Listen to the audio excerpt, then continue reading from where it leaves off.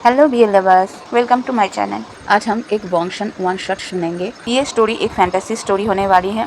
इस स्टोरी में आपको मेल प्रेगनेंसी भी देखने को मिलेगी। स्टोरी का नाम है my love in a mirror world. Story में बीस्ट के रूप में आपको लान वांगजी और एक क्यूट बॉय विंग दिखेगा। स्टोरी में मैजिक देखने को मिलेगा, पुनर्जन्म दिखने को मिलेगा। हाँ लेके चलो तुझको वंशन की दुनिया में।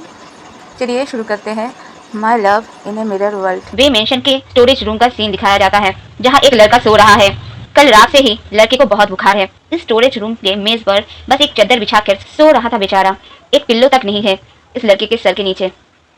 अचानक से उस स्टोरेज रूम का डोर ओपन होता है और एक लड़की अंदर आती है। लड़की के हाथ में एक बाल्टी पानी था। वो लड़की अंदर आती है और वो पानी उस सोते हुए लड़के के ऊपर डाल देती है। वो लड़का घबराते हुए उठ बैठता है। बेचारा पहले से ही बुखार में कांप रहा था, अब ठंडे पानी की वजह से कांप रहा है। लड़का देखता है उसके सामने उसी की ही छोटी बहन यानली खड़ी हुई है। यानली उस लड़के को बोलती है, बड़े भाई उठने की तकलीफ करेंगे, मैं कॉलेज के लिए लेट हो रही हूँ, जरा बताएंगे मेरे पिंक शूज को पॉलिश करके आपने कहाँ छुपा के रखा है, मुझे नहीं मिल रहा है। वो लड़का बोलता है, वो मैंने शूज को कबर्ड में रखना भूल गया था, तुम्हारे शूज बेड के नीचे है। इस लड़के को देखकर ऐसा लग रहा था उसने कितनी बड़ी गलती कर दी है। यानली वहां से जाते हुए बोलते हुए जाती है, मॉम ने आपको सर पर चढ़ा कर रखा है, 25 साल का हो गए हो आप, अभी भी एक काम आपसे ढंग से नहीं हो पाता है। पापा सही कहते हैं आपके बारे में, आप सच में एक लूजर हो। आज मेरे कॉलेज का पहला दिन है, अगर मैं लेट हुई तो देख लीजिएगा, पापा को बोल दूंगी, फिर आपके साथ क्या होता है ये देखना है मुझे। पापा के नाम से वो लड़का डर जाता है। उसके पापा बात बात पे मारते जो है। बचपन में एक बार मारते मारते इस स्टोरेज रूम में बंद कर दिया था उन्होंने। उसके बाद से ही ये स्टोरेज रूम ही उसका बेडरूम बन चुका है। यानी के जाते ही वो लड़का जल्दी से अपने कपड़े बदल लेता है। नहाना तो हो गया था, फिर क्या नीचे किचन में आ जाता है अपना रोज का काम करने के लिए, खाना बनाने में मदद करने के लिए। उस लड़के को देखते ही किचन में काम करते हुए लेडी ने बोली, आई तुम उठ गए बेटा, बुखार उतरा अभी? वेंग कुछ नहीं बोलता और आगे बढ़कर अपने मॉम की मदद करने लग जाता है। वेंग ने जब कुछ नहीं बोला तो वेंग के मॉम को पता चल गया वेंग का बुखार अभी तक नहीं उतरा है। वो आगे बढ़कर वेंग को चेक करती है तो उनको पता चल जाता है वेंग को अभी भी बुखार है। वो किचन के ड्रॉयर से एक दवाई निकालती है और अपने बेटे को खिला देती है। देख के ऐसा लग रहा था मानो किसी और के घर से अपने बेटे को चोरी करके कुछ खिला रही है। ये मैडम यू थी जो बी भूषण की मॉम भी है। बी भूषण इनका ही बड़ा बेटा है। मैडम यू को आज भी रिग्रेट होता है जियांग फैंगमियन से शादी करने के डिसीजन को लेकर। आज कई साल हो गए हैं उन्होंने वेइंग के चेहरे पर एक स्माइल नहीं देखा। वेइंग के शरीर में इतने घाव के निशान हैं कि मैडम यू गिन के भी खत्म नहीं कर सकती। अपने बेटे का ऐसा हाल देखकर भी वो कुछ नहीं कर पा रहे थे। इस वजह से बहुत कोसती भी है खुद को। जब मैडम यू रोती है, चाहे किसी भी वजह से हो, तो मैडम यू के और दो बच्चे कभी उनके सहारा नहीं बनने आते हैं। उनके पास हमेशा ही वीरी इंग ही होता है जो अपने मॉम को संभालता है। और जब आज भी उसकी मॉम रो रही है उसके सामने, तो आज भी समझाता है, मॉम आप रोना बंद कीजिए, एक दिन वो आएगा जो हमें बचाएगा। मुझे पूरा विश्वास है मॉम, मेरा सोलमेट आएगा जो मेरा और आपका सेवियर बनेगा। आप मुझे बोलते थे ना मेरे गर्दन में जो निशान है वो निशान कोई मामूली निशान नहीं है, वो एक सोलमेट बॉन्ड का निशान है। जो निशान मेरे गर्दन पर है वो निशान मेरे सोलमेट के गर्दन पे भी होगा। पता है मॉम, मैंने कल मेरे सपने में मेरे सोलमेट को देखा और उसके गर्दन में भी मेरे ही जैसा मार्क भी था। पहले मुझे इस बात पर विश्वास नहीं होता था मॉम, शायद कल तक तो नहीं, लेकिन आपको पता है कल रात को मैंने जो सपना देखा जहाँ मैंने मेरे सोलमेट को देखा, उसके बाद से ही मुझे यकीन होने लगा है मॉम। पता है मॉम, मेरा सोलमेट बहुत हैंडसम है। हैंडसम सुनते ही मैडम यू का रोना बंद हो गया। असल में बुइंग ने नैनों में सपना, सपने में सजना, सजना पे दिल आ गया, इस सजना पे दिल आ गया, ऐसा सपना देखा तो था, लेकिन बुइंग को ये नहीं पता चल रहा था सपने जो मैं उसके साथ था वो लड़का ही या लड़की। मतलब जिसे देखा था वो लड़का जैसा दिख तो रहा था, लेकिन उसके बाल बहुत लंबे थे। वो एक लड़की से भी ज्यादा खूबसूरत था, लेकिन उसकी आवाज लड़कों जैसा था।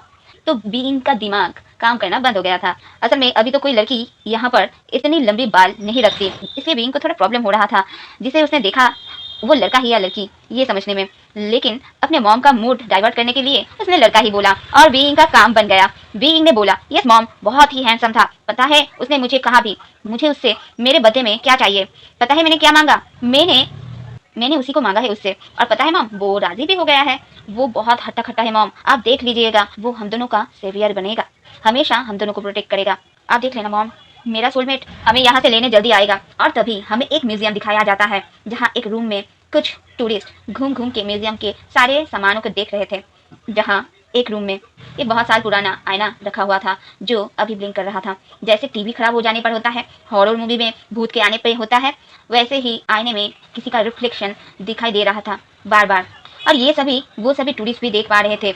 एक ने हिम्मत दिखाते हुए उस आईने के सामने आया और उस आईने को टच किया तो उन सभी को उस आईने से एक आवाज़ सुनाई दे रहा था, कोई गुर्रा रहा था।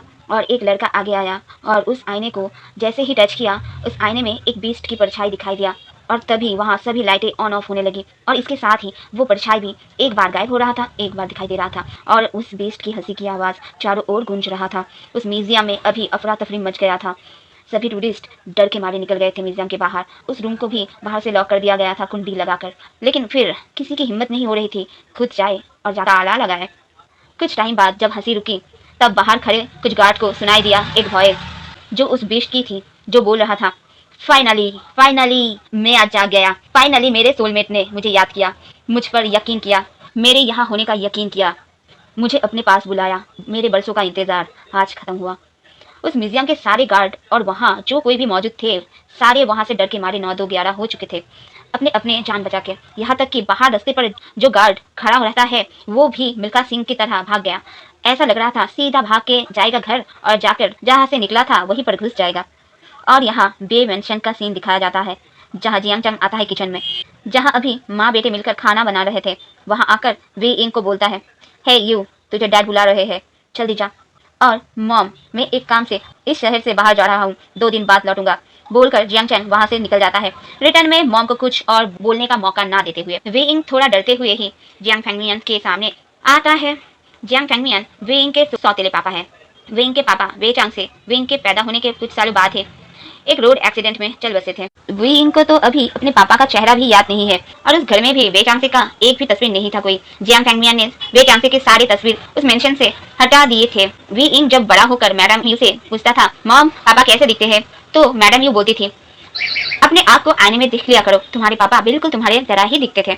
मेरा वे इंग बिल्कुल अपने पापा पे गया है, पता है, बस एक चीज का ही फर्क है, तुम्हारे होठ के नीचे का मोल, इसकी वजह से तुम और भी हैंडसम दिखते हो, उनसे भी ज्यादा। वे चांसे के डेथ के बाद वे चांसे के बिजनेस को तब जियांग फैंगमियन ने ही संभाला था। जियांग फैंगमियन वे चांसे के मैनेजर थे। वे चांसे के मरने के बाद जियांग फैंगमियन ने मैडम यू को पटा लिया था अपनी अंदर की अच्छाइयों को दिखा के। मैडम यू को लगा था फैंगमियन एक अच्छा इंसान है जो उनकी इतनी मदद कर रहे हैं, इसलिए मैडम यू ने जियांग फैंगमियन से शादी कर लिया था। मैडम यू ने सोचा था फैंगमियन ने जैसे मैडम यू को अपनाया है वैसे ही वे इंग को भी अपना लेंगे, लेकिन ऐसा कुछ भी नहीं हुआ था। कंपनी के बागडोर पूरी तरीके से अपने हाथ में आते ही जियांग फैंगमियन ने अपना रंग दिखाना शुरू कर दिया था। मैडम यू तब फिर से प्रेग्नेंट हो गई थी। तब एक समय ऐसा भी गया था जियांग फैंगमियन को वे इंग फुटी आंख भी नहीं भाता था। वे इंग को फैंगमियन के हाथों पिटने से बचाने की कोशिश में कई बार खुद ही मार खा जाती थी मैडम यू। फैंगमियन नहीं चाहते थे वे इंग बड़ा होकर कंपनी संभाले, इसलिए फैंगमियन ने वे इंग को अपने ही घर में एक नौकर की तरह रखा था। स्कूल तो कब का छुड़ा दिया था, यहाँ तक कि घर के बाहर भी जाने नहीं देते थे। वे इंग वे मेंशन में एक कैदी की जिंदगी जी रहा था। वे इंग उन सभी का पर्सनल सर्वेंट बनकर रह गया था। वे इंग फैंगमियन के सामने आते ही जियांग फैंगमियन बोलते हैं, आज तुम्हें एक काम से बाहर जाना पड़ेगा, तुम्हें बस जाना है और जाके एक बंदे को एक ब्रीफकेस देना है और वो इंसान जो देगा और वो चीज लेकर मेरे पास वापस आना है, मेरा ड्राइवर तुम्हें ले जाएगा। वे इंग थोड़ा डरते हुए बोला, पापा मैं अगर पापा मैंने कुछ गड़बड़ कर दिया तो मैं तो कभी घर से बाहर भी नहीं गया। वे इंग की कभी हिम्मत भी नहीं होती थी फैंगमियन के सामने सर उठाकर बात करे। आंखों से आंखें मिलाना तो दूर की बात है, आज भी वही हो रहा था।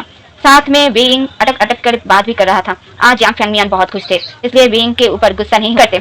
जियांग फैंगमियन बोलते हैं, चैंग अभी यहाँ नहीं है और मेरा ये काम बहुत जरूरी है और ये काम कोई फैमिली के आदमी ही कर सकता है, तो तुम्हें ही जाना पड़ेगा। मुझे एक दूसरी जगह जाना है, इसलिए ये काम तुम्हें ही करना पड़ेगा। ये लो ब्रीफकेस और निकलो यहाँ से। वे इंग ओके पापा बोलकर वहाँ से किचन की ओर जाने लगता है तो फैंगमियन बोलते हैं, तुम्हारी मॉम को मैं बता दूंगा, तुम जाओ यहाँ से। वे इंग अब क्या ही करे, उसे सुबह सुबह मार नहीं खाना था, इसलिए सीधा वहाँ से निकल गया अपने मॉम को बिना बताए ही। वे इंग के जाते ही जियांग फैंगमियन एक क्रूएल स्माइल देते हैं और बोलते हैं, गुड बाय मेरे सोने के अंडे देने वाला मुर्गा। असल में बी चांगसे ने एक विल बनाया था जिसमें साफ साफ लिखा था वे इंग के 25 साल होने के बाद ही वे इंग को अपनी प्रॉपर्टी मिलेगी।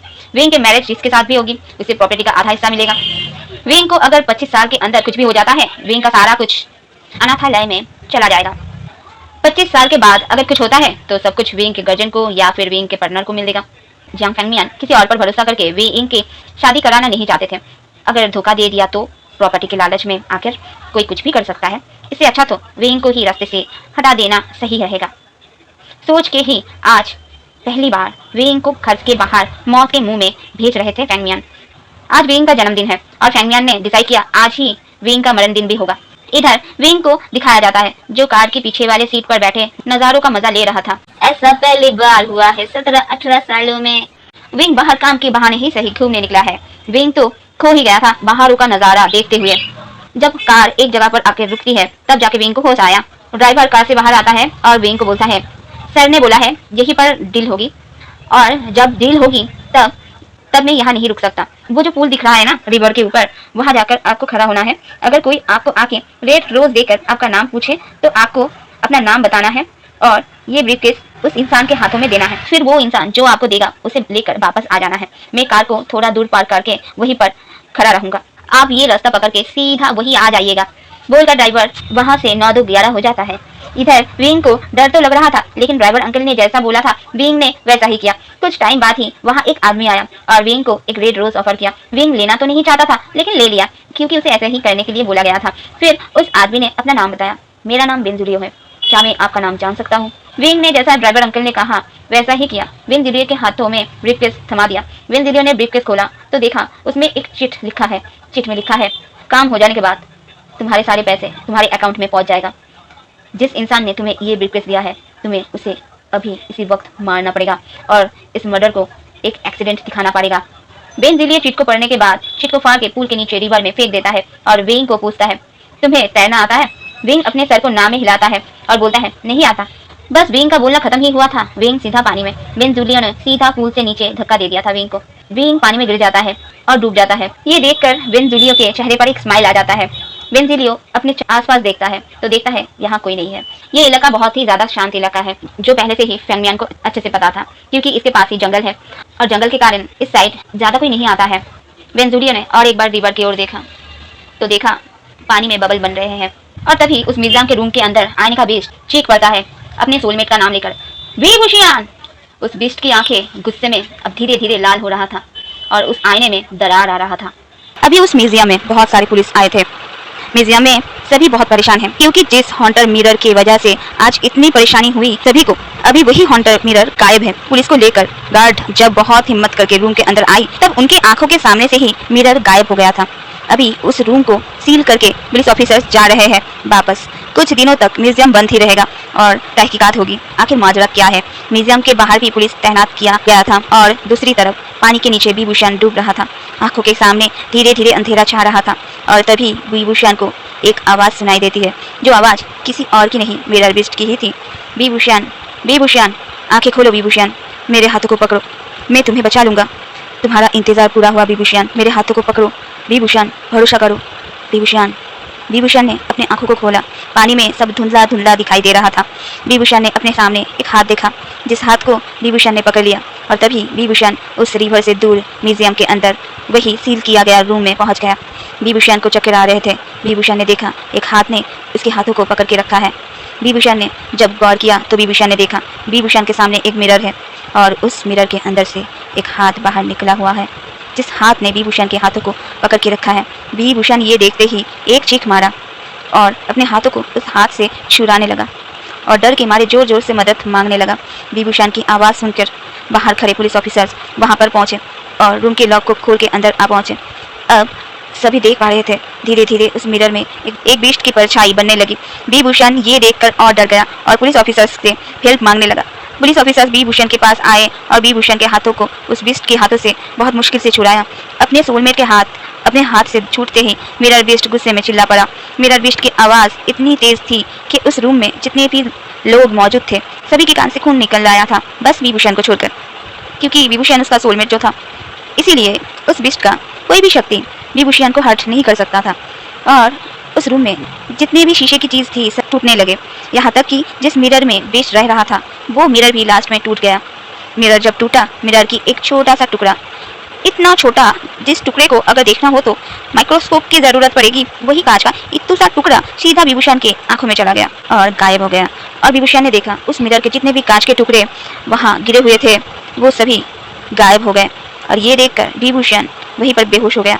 विभूषण को सुनाई दे रहा था उसकी मॉम उसे बुला रही है। विभूषण अपनी मॉम की वॉइस सुनकर अपनी आंखों को खोलने की कोशिश कर रहा था। विभूषण को होश में आते हुए देखकर मैडम यू ने डॉक्टर को बुला लिया। डॉक्टर के आते आते विभूषण ने भी अपनी आंखों को खोल दिया। आंखें खोलते ही देखा सामने उसकी मॉम है और डॉक्टर उसे चेक कर रहे हैं। मॉम तो रो रही थी, लेकिन विभूषण ने देखा कुछ दूर बैठे हुए जियांग फैंगमियान को, जो उसे ही घूर रहे थे गुस्से में। और क्यों ना घूरे भाई, उनके प्लान की हत्या जो हो गई थी और विभूषण सही सलामत उनके सामने जो थे। उल्टा जब जियांग फैंगमियान को पता चला विभूषण को हॉस्पिटल में एडमिट पुलिस ने किया है, उनको तो मिनी हार्ट अटैक आने ही वाला था। उन्होंने सोचा लगता है अब जेल की रोटी खाने ही पड़ेगी, लेकिन यहाँ आने के बाद उन्हें पता चला ऐसा कुछ भी नहीं है। तब जाके उनके सीने का दर्द सही हुआ था। उन्होंने बेनजुलियो से भी कांटेक्ट करने की कोशिश की, लेकिन नहीं कर पाए। विभूषण के डूब जाने के बाद बेनजुलियो को लगा विभूषण टपक गया है, इसलिए बेनजुलियो ने जियांग फैंगमियान को कॉल करके बता दिया काम हो चुका है सर। और जियांग फैंगमियान ने भी बाकी पैसा बेनजुलियो के अकाउंट में डाल दिया था और बेनजुलियो उस सिटी से ही गायब हो चुका था। यही तो तय हुआ था, काम हो जाने के बाद बेनजुलियो इस सिटी को छोड़कर चला जाएगा। अभी जियांग फैंगमियान विभूषण को खा जाने नजरों से देख रहे थे। उनका मन कर रहा था अभी अपने हाथों से मार डाले विभूषण को। और इधर विभूषण को अच्छे से पता चल गया जियांग फैंगमियान का क्या प्लान था, इसलिए वो बहुत डर रहा था और अपनी मॉम को अपने पास से उठने भी नहीं दे रहा था। विभूषण जियांग फैंगमियान से डर के मारे और एक बात भूल गया था, मिरर बीस्ट की बात। मैडम यू ने आज अपने हाथों से बहुत प्यार से खाना खिलाया विभूषण को। पुलिस ऑफिसर्स ने बहुत कुछ बोला था जो उन्होंने देखा था, लेकिन ऐसी बातों पर कौन विश्वास करेगा भला, इसलिए कोई भरोसा ही नहीं करता है इन सारी बातों पर। मैडम यू ने सोची थी विभूषण उठेगा तो विभूषण से ही पूछ लूंगी विभूषण उस म्यूजियम में क्यों गया था और बेहोश क्यों हो गया था। और भी बहुत सारे सवाल थे जो करने थे मैडम यू को। सूप पिलाने के बाद मैडम यू विभूषण को बाथरूम में लेके गई। विभूषण बस थोड़ा सा कमजोर महसूस कर रहा था, कोई चोट नहीं लगी थी विभूषण को, इसलिए मॉम को बाहर रहने को बोल दिया था। बाथरूम के अंदर जाकर विभूषण अपने चेहरे को धो लिया और टॉवल से अपना चेहरा पोंछते पोंछते उसने बाथरूम में लगा हुआ छोटा सा मिरर में देखा और विभूषण चीख के वहीं पर गिर गया और पीछे दरवाजे की ओर खिसकने लगा। विभूषण की मॉम बाहर ही खड़ी थी। उन्होंने जब सुना विभूषण चीख रहा है तो उन्होंने जल्दी से दरवाजा खोला और अंदर आ गई और अपने बेटे विभूषण को देखा जो अभी भी चीखे जा रहा था। बाथरूम के आईने की ओर देख के मैडम यू आकर विभूषण को संभालने लगी और विभूषण अपनी उंगली को उस मिरर के ओर दिखाते हुए मॉम को बोलता है, मॉम देखो बीस्ट, मॉम मॉम मुझे खा जाएगा, मॉम देखो देखो वहाँ बीस्ट है, मॉम ये वही मिरर बीस्ट है, मॉम मॉम देखो ना। विभूषण बहुत पैनिक कर रहा था और करते करते वहीं पर फिर से बेहोश हो गया। अब कुछ टाइम बाद विभूषण ने फिर से अपनी आंखों को खोला और देखा सामने उसकी मॉम बैठी हुई है और पहले की तरह ही जियांग फैंगमियान सोफे पर बैठे हुए हैं। विभूषण होश में आते ही अपनी मॉम को हक कर लेता है और जोर जोर से रोना चालू कर देता है। जियांग फैंगमियान को और विभूषण का ड्रामा हजम नहीं हो रहा था, तो जियांग फैंगमियान चीख पड़ते हैं विभूषण के ऊपर, रोते ही रहोगे या मुंह से कुछ बकोगे भी, तुम्हारी वजह से मैं अपना इम्पोर्टेंट काम छोड़कर यहाँ आकर बैठा हुआ हूँ। ऐसा कुछ भी नहीं है, जियांग फैंगमियान को तो अपनी परी है, उनके ना होने का फायदा उठा के विभूषण उनके खिलाफ ना कुछ उगल डाले, यही डर लग रहा था उनको और इसलिए निगरानी कर रहे थे खुद ही विभूषण की। विभूषण जियांग फैंगमियान के बातों से डर गया और विभूषण अब हकलाते हुए बोला, वो मॉम मैंने बाथरूम के मिरर में एक बीस्ट देखा, मॉम यहीं पर नहीं मॉम, मुझे ना ये बीस्ट म्यूजियम में भी दिखा था, पता है मॉम उस बीस्ट के चीखने से उस म्यूजियम में जो मिरर था वो मिरर टूट गया था और गायब भी हो गया था। मॉम मुझे डर लग रहा है मॉम, मुझे लगता है वो बीस्ट मुझे मारना चाहता है मॉम, मुझे मार डालेगा मॉम, इसलिए तो यहाँ तक मेरे पीछे पीछे आ गया है mom please save me mom. Vibhushan एक सांस में सारी बातों को बोल कर और पैनिक करने लगता है और मैडम यू को और कसकर झक करने लगता है। मैडम यू अब जियांग फैंगमियान को बोलती है, हस्बैंड मुझे लगता है विभूषण सच बोल रहा है, देखो वो पुलिस ऑफिसर्स भी यही बात कह रहे थे। जियांग फैंगमियान मैडम यू की बातों को सुनकर गुस्से में आ जाते हैं और बोलते हैं, इस विभूषण की कमियां तुम्हें बिल्कुल नहीं दिखाई देती ना, पागल है पागल, तुम्हारा बेटा पागल है, खुद तो पागल है ही, अब हमें भी अपनी बातों से पागल बना रहा है। शक्ल से क्या मैं बेवकूफ़ लगता हूँ? दिखाई नहीं देता है तुम्हारा बेटा कितना बकवास कर रहा है। अब तक डॉक्टर भी आ गए थे वहाँ। डॉक्टर विभूषण को चेक करके बोलते हैं, लग रहा है इन्हें किसी बात का सदमा लगा है, इसलिए ये ऐसी बहकी बहकी बातें बोल रहे हैं, अच्छे से टेक केयर करना पड़ेगा तब जाके शायद ठीक हो जाए। अरे बाप रे, क्या सुन लिया जियांग फैंगमियान ने, ठीक हो जाएगा विभूषण? ये डॉक्टर तो जियांग फैंगमियान के नए प्लान में पानी फेर रहे हैं और ये देखकर ही जियांग फैंगमियान ने उस डॉक्टर के अकाउंट में बहुत सारी कैश भेज दिए फोन पे से और साथ में एक मैसेज भी, वो भी फोन से ही, डॉक्टर आप कुछ भी कीजिए लेकिन ये लड़का घर वापस जाना नहीं चाहिए। डॉक्टर ने मैसेज पढ़ा और हाँ मैं अपना सर नोट कर लिया। जियांग फैंगमियान को अब जाके शांति मिली। डॉक्टर ने भी एक मैसेज किया, आप निश्चिंत रहे मैं संभाल लूंगा। अब डॉक्टर ने बोला विभूषण से, तो तुमने कहा तुमने एक बेस्ट को देखा है एक मिरर में, और वही बिस्ट को हमारे हॉस्पिटल के बाथरूम में जो आईना है उसमें भी देखा है। विभूषण ने डरते डरते कहा, हाँ डॉक्टर मैंने देखा। तो डॉक्टर ने बोला, ओके तो चलो हम भी देखना चाहते हैं बिस्ट सच में है या नहीं। विभूषण ने कहा, मॉम मुझे नहीं जाना मॉम, प्लीज़ आपके पास रहने दो ना मुझे मॉम, मुझे नहीं जाना। मैडम यू को लग रहा था विभूषण सच ही बोल रहा होगा, इसलिए मैडम यू खुद बाथरूम में चली गई। विभूषण तो अब बच्चों की तरह रोने लगा और बोलने लगा, मॉम मॉम लौट आइए मॉम, वो खा जाएगा आपको मॉम। मैडम यू ने अंदर जाके देखा सब नॉर्मल है, आईने में कुछ भी नहीं है, इसलिए अपने बेटे के मन से डर भगाने के लिए वो छोटा सा आईना अपने साथ ही उस रूम में ले आई। ये हॉस्पिटल कोई बड़ा हॉस्पिटल नहीं था, छोटा सा सरकारी हॉस्पिटल था, इसलिए ज़्यादा सुविधाएं नहीं थे, इसलिए बाथरूम में भी छोटा सा आईना ही था। और जो डॉक्टर अभी विभूषण का इलाज कर रहे थे वो डॉक्टर भी काफ़ी लालची इंसान था। जियांग फैंगमियान ने जो नया प्लान सोचा था उसको अंजाम देने के लिए इस डॉक्टर के पीए से डॉक्टर का नंबर ले लिया था जियांग फैंगमियान ने। मैडम ही आते हैं और बोलती है, देखो बेटा मैंने अभी देखा इस आईने में कोई नहीं है, बोलकर विभूषण के सामने वो आईना दिखाती है। विभूषण देखता है और विभूषण की आंखें बड़ी बड़ी हो जाती है। विभूषण देख पा रहा था आईने के अंदर एक बिस्ट की आंखें जो उसे ही घूरे जा रहे हैं। विभूषण चीख पड़ता है, मॉम मॉम उसे दूर कीजिए, उसे बाहर फेंक दीजिए मॉम, खा जाएगा मॉम। मॉम अब आईने में देखती है, सारे एक एक करके आईने में देखते हैं, लेकिन अपने चेहरे के अलावा कुछ भी नहीं दिख रहा था। अब जियांग फैंगमियान ने उस डॉक्टर को कुछ इशारा किया। जियांग फैंगमियान बोलना चाह रहे थे, यही सही मौका है डॉक्टर, और इस सही मौके का पूरा फायदा उठाया डॉक्टर ने और विभूषण को पागल घोषित कर दिया गया। डॉक्टर ने मैडम यू के हाथों से आईना ले लिया और विभूषण के ओर आगे बढ़ने लगा। विभूषण डर के मारे चीखने लगा, रोते रोते डॉक्टर को बोलने लगा, नो डॉक्टर ऐसा मत कीजिए, इस आईने को मुझसे दूर रखिए। विभूषण देख पा रहा था उस बिस्ट का चेहरा, अब तो उस बिस्ट का डरावनी हंसी भी विभूषण को सुनाई दे रहा था। विभूषण अपने दोनों कानों को बंद करके चीख के बोलने लगा, चले जाओ मुझसे दूर जाओ, चले जाओ प्लीज दूर हो जाओ मुझसे, चले जाओ यहाँ से। मैडम यू तो अपने बेटे को ऐसा देखकर बहुत रो रही थी जियांग फैंगमियान को हक करके, और फैंगमियान के चेहरे पर एक सैटिस्फाइड मुस्कान थी जहाँ ज्यादा कुछ करना भी नहीं पड़ा। विभूषण ने खुद अपने हाथों से अपना कवर खोद दिया। फाइनली उनका प्लान अंजाम तक पहुंच ही गया।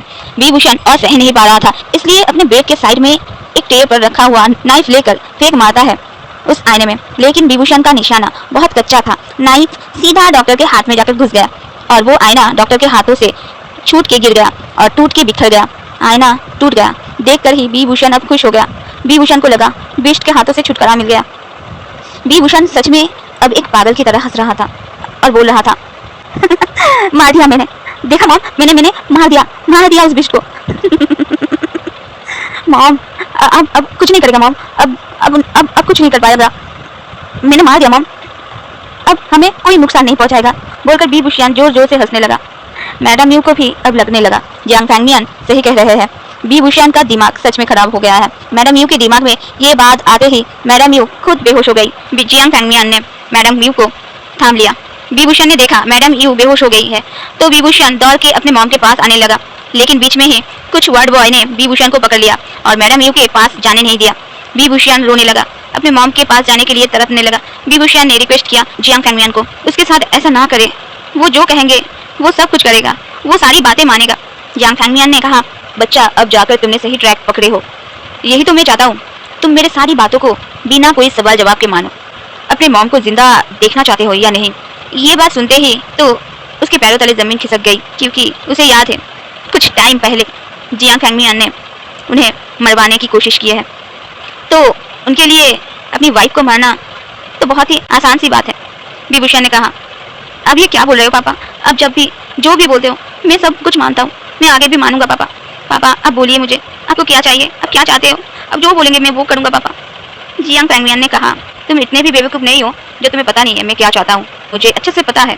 सारा दिन बैठकर तुम माँ बेटे किस बारे में बात कर। विभूषण अब रोते रोते कहा, पापा प्लीज़ ऐसा कुछ भी मत कीजिए पापा, मैं समझ गया हूँ आप क्या चाहते हो, मैं कभी भी मेरा कुछ भी आपसे नहीं वापस मांगूंगा पापा, आप जैसे रखेंगे मैं वैसा ही रहूँगा, प्लीज़ पापा मॉम को कुछ मत कीजिएगा। फैंगमियान ने कहा, नहीं मैं गलत था, तुम उतना भी अक्लमंद नहीं हो, ठीक है मैं साफ साफ बोल रहा हूँ, अगर तुम्हें अपनी मॉम को जिंदा देखना है तो तुम्हें जो मैं बोल रहा हूँ वही करना पड़ेगा।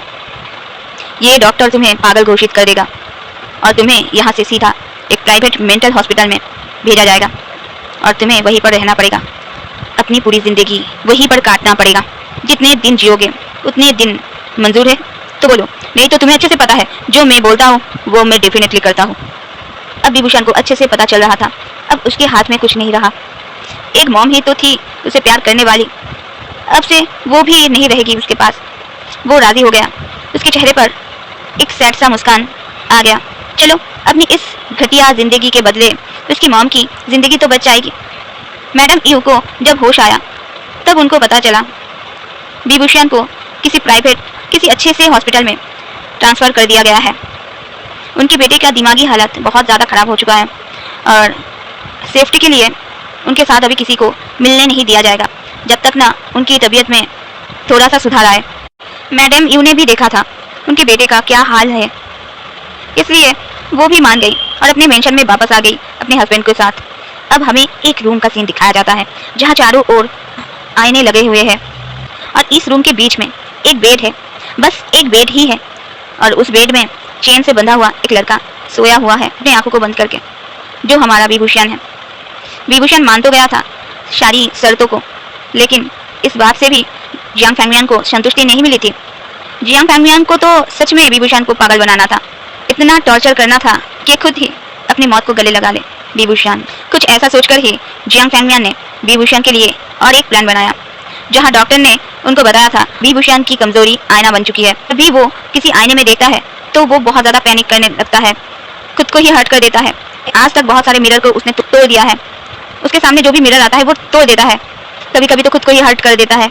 उसे हर मिरर में मिरर बीस्ट देखता है, इसीलिए इस मेंटल असाइलम में इस रूम का इंतजाम किया गया था और यहीं पर विभूषण को रखा गया था। इस बात को 1 साल गुजर गए हैं, अभी विभूषण जिंदा लाश बन गया है, डर डर के जी रहा है, अपनी आंखों को खोलना भी नहीं चाहता है, हमेशा अपनी आंखों को बंद ही रखता है। लेकिन इससे भी संतुष्टि नहीं मिल रही थी जियांग फैंगमियान को, उन्हें तो विभूषण को अब मारना है, इसलिए उन्होंने और एक नया प्लान बनाया, जिस प्लान में आज की रात विभूषण खुद ही सुसाइड कर लेगा। उसे इतना टॉर्चर किया जाएगा कि वो सह नहीं पाएगा। आज 1 साल पूरे हो गए थे, आज विभूषण का और एक जन्मदिन था। आज फिर से उसके जन्मदिन को उसके मरणदिन बनाने पर तुले हुए थे जियांग फैंगमियान। आज तक विभूषण से कोई मिलने नहीं आया था। मैडम यू जब भी मिलने की बात बोलती थी, जियांग फैंगमियान संग संग मैडम यू को अपने साथ विभूषण से मिलवाने ले आते थे, लेकिन यहाँ मैडम यू को बोला जाता था आपका बेटा आपसे मिलना नहीं चाहता। अब क्या ही करे मैडम यू, रोते रोते घर वापस आ जाती थी। विभूषण को भी अब ऐसा लगने लगा था उसकी माँ भी उसे भूल गई है, लेकिन ऐसा बिल्कुल नहीं था। अब तो मैडम यू की हालत इतनी बुरी हो गई थी कि उन्हें हॉस्पिटल में एडमिट करना पड़ा था। अपने बेटे के गम में बिस्तर पकड़ लिया था उन्होंने। आज तक कोई भी डॉक्टर बोलो या नर्स बोलो, कोई भी नहीं आता था विभूषण के रूम में। जब भी विभूषण डर के मारे कुछ तोड़ फोड़ देता तो कुछ वार्ड बॉय आकर क्लीन करके चले जाते थे। यहाँ तक कि विभूषण को अगर चोट भी लग जाता था तो कोई नहीं आता था इलाज करने।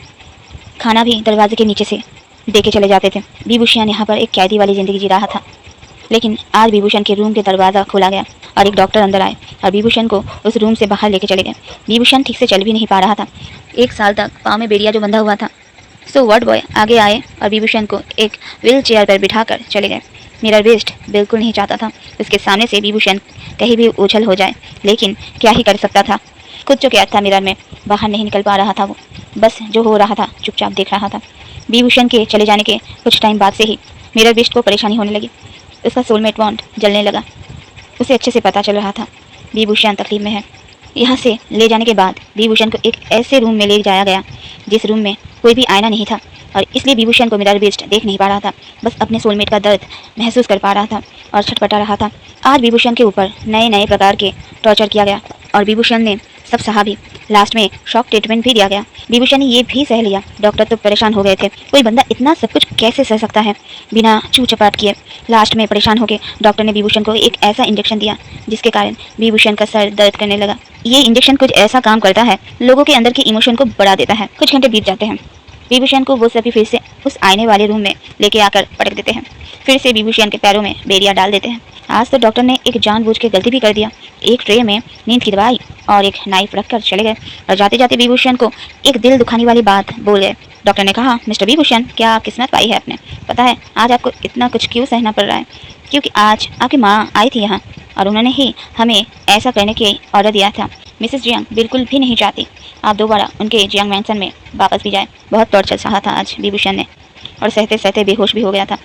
अभी थोड़ी देर पहले होश में आया। आने के बाद उसे इस रूम पर वापस लाया गया। विभूषण को डॉक्टर की मॉम वाली बात सच में हर्ट कर गई और इंजेक्शन का असर भी होने लगा। उसे भी ये बात सच लगने लगी। होने को तो कुछ भी हो सकता है, डॉक्टर के जाने के बाद विभूषण ने सोचा, मॉम ने जो मांगा है मुझसे मैं उन्हें वही दूंगा। मैं कभी मॉम के पास वापस नहीं जाऊंगा। लेकिन और सहा नहीं जाता, अब मुझसे और सहा नहीं जा रहा है। अब मुझे इन सब से छुटकारा पाना ही होगा।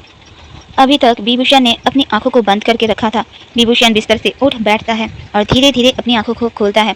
विभूषण ने देखा उसके बेड के साइड टेबल पर एक ट्रे रखा हुआ है और अभी जिस जिस चीज़ की ज़रूरत है उसे वो सब कुछ है। विभूषण समझ गया ये लोग क्या चाहते थे, लेकिन विभूषण ने उसमें से कुछ भी नहीं उठाया। उसने अपने चारों ओर नज़र घुमाया और देखा कोई नहीं है, कोई बिस्ट नहीं है। ऐसा नहीं है बिस्ट नहीं है, बिस्ट ने बस अपना गायब मूड को ऑन रखा है। अपने सोलमेट को और डरा कर तकलीफ देना नहीं चाहता था। आप लोग सोच रहे होंगे ये बिस्ट इतना साधु कब से बन गया। मैं बता देता हूँ, सुनिए। ये जो मिरर बिस्ट है बहुत ही ज़्यादा क्रूएल था। इसे किसी का दर्द दुख तकलीफ से कोई फर्क नहीं पड़ता था। इसलिए जब विभूषण से मिला था पहली बार, तब विभूषण के दर्द और तकलीफ से उसे कोई फर्क नहीं पड़ा था। याद है म्यूजियम में जब मिरर टूट गया था, तब एक छोटा सा टुकड़ा विभूषण के आंखों में जाते ही गायब हो गया था। तो वो जादुई आईना था। इसलिए जब भी विभूषण किसी आईने की ओर देखता है, वो आईना भी जादुई आईना बन जाता है और उसमें मिरर बिस्ट अपना बसेरा जमा लेता है। स्टोरी में आगे हम जान पाएंगे मिरर बिस्ट की कहानी। अभी बस थोड़ा सा ही जान लेते हैं। 1 साल पहले जिस दिन मिरर बिस्ट ने विभूषण का हाथ पकड़ा था, उस दिन अपनी जादुई शक्ति से आज तक विभूषण के साथ क्या क्या हुआ सब जान गया था मिरर बिस्ट। लेकिन उसे उतना फर्क नहीं पड़ा था क्योंकि क्रुएलिटी तभी भी उसके अंदर बरकरार जो था। लेकिन आज मिरर बिस्ट के अंदर से वो क्रुएलिटी कहीं दूर चला गया है मिरर बिस्ट को छोड़कर। और इतने बदलाव मिरर बिस्ट के अंदर सोलमेट बॉन्ड की वजह से ही हुआ है। हर किसी का सोलमेट बॉन्ड अलग अलग होता है। मिरर बिस्ट और विभूषण का सोलमेट बॉन्ड दिखता है बिल्कुल आधा चांद जैसा। ये दोनों अभी तक जितने बार करीब आए हैं, इनके सोलमेट टैटू चमकने लगे हैं। लेकिन जब भी ये दोनों करीब आए, इनकी हालत कुछ सही नहीं थे और इसलिए ये दोनों इस बात पर ध्यान ही नहीं दे पाए थे। अगर ध्यान देते तो कब का पता चल जाता विभूषण को ये मिरर बिस्ट ही उसका सोलमेट है। अब जब दोनों एक हो जाएंगे, शादी की रात वाली बात बोल रहा हूँ, समझ जाओ आप लोग। उसके बाद ये सोलमेट बॉन्ड चेंज हो जाएगा और अपने अपने पार्टनर का नाम का टैटू बन जाएगा। फिर सबको पता चल जाएगा इनके पार्टनर्स कौन है। बताने की कोई ज़रूरत नहीं पड़ेगी, फिर बस टैटू देखो और पता कर लो। ये सोलमेट बॉन्ड बहुत कम लोगों में पाया जाता है, लेकिन जिन कपल में ये पाया जाता है, माना जाता है, वो दोनों बस 7 जन्मों का साथी नहीं होते, वो दोनों जन्म जन्म के साथी होते हैं। लो, हम सभी कपल्स एक दूसरे को एक जन्म झेल नहीं पा रहे हैं। जिंदगी बर्बाद हो गया, गाना गाने बैठ जा रहे हैं। ये बेचारे किस्मत के मारे दोनों 7 जन्म नहीं जन्मों जन्म तक एक दूसरे को झेलेंगे। अब सही मायने में ये गाने इनके लिए ही बने हैं। जिंदगी बर्बाद हो गया। मिरर बिस्ट विभूषण के साथ रहते रहते धीरे धीरे बदलने लगा। विभूषण के मन की बातें मिरर बिस्ट को अच्छे से सुनाई देता था। इसलिए सोलमेट बॉन्ड के अलावा भी विभूषण की सारी मन की बातें ही थी, जिसके वजह से मिरर बिस्ट आज खुद को बदल पाया था। विभूषण के साथ इतना कुछ हो रहा था, लेकिन आज तक विभूषण ने कभी किसी के लिए बुरा नहीं सोचा। पहले तो बहुत गुस्सा आता था मिरर बिस्ट को। उसे लग रहा था इसके जैसे ये मेरा सोलमेट इतना बेवकूफ़ कैसे हो सकता है। लेकिन बाद में मिरर बिस्ट को पता चला कि ये बेवकूफ़ियाँ नहीं है, ये तो अच्छाई है, एक मासूमियत है जो उसके सोलमेट में भर भर के है। मिरर बिस्ट को अच्छे से पता चल गया था विभूषण एक प्योर सोल है। विभूषण की अच्छाई ने मिरर बिस्ट के अंदर की सारी बुराई को चेकमेट दे दिया था और विभूषण को पता भी नहीं चला था। पहले मिरर बिस्ट विभूषण के पीछे बस इसलिए पड़ा था क्योंकि विभूषण उसका सोलमेट है और कुछ नहीं। लेकिन अभी मिरर बिस्ट विभूषण से मोहब्बत करने लगा है। अभी विभूषण को देखते हैं, विभूषण क्या कर रहा है। अरे ये क्या, विभूषण तो अपने मौत के सामानों को छोड़ के कुछ ढूंढ रहा है। लेकिन क्या? कुछ टाइम ढूंढने के बाद विभूषण एक आईने को टच करता है और पूछता है, क्या तुम हो यहाँ?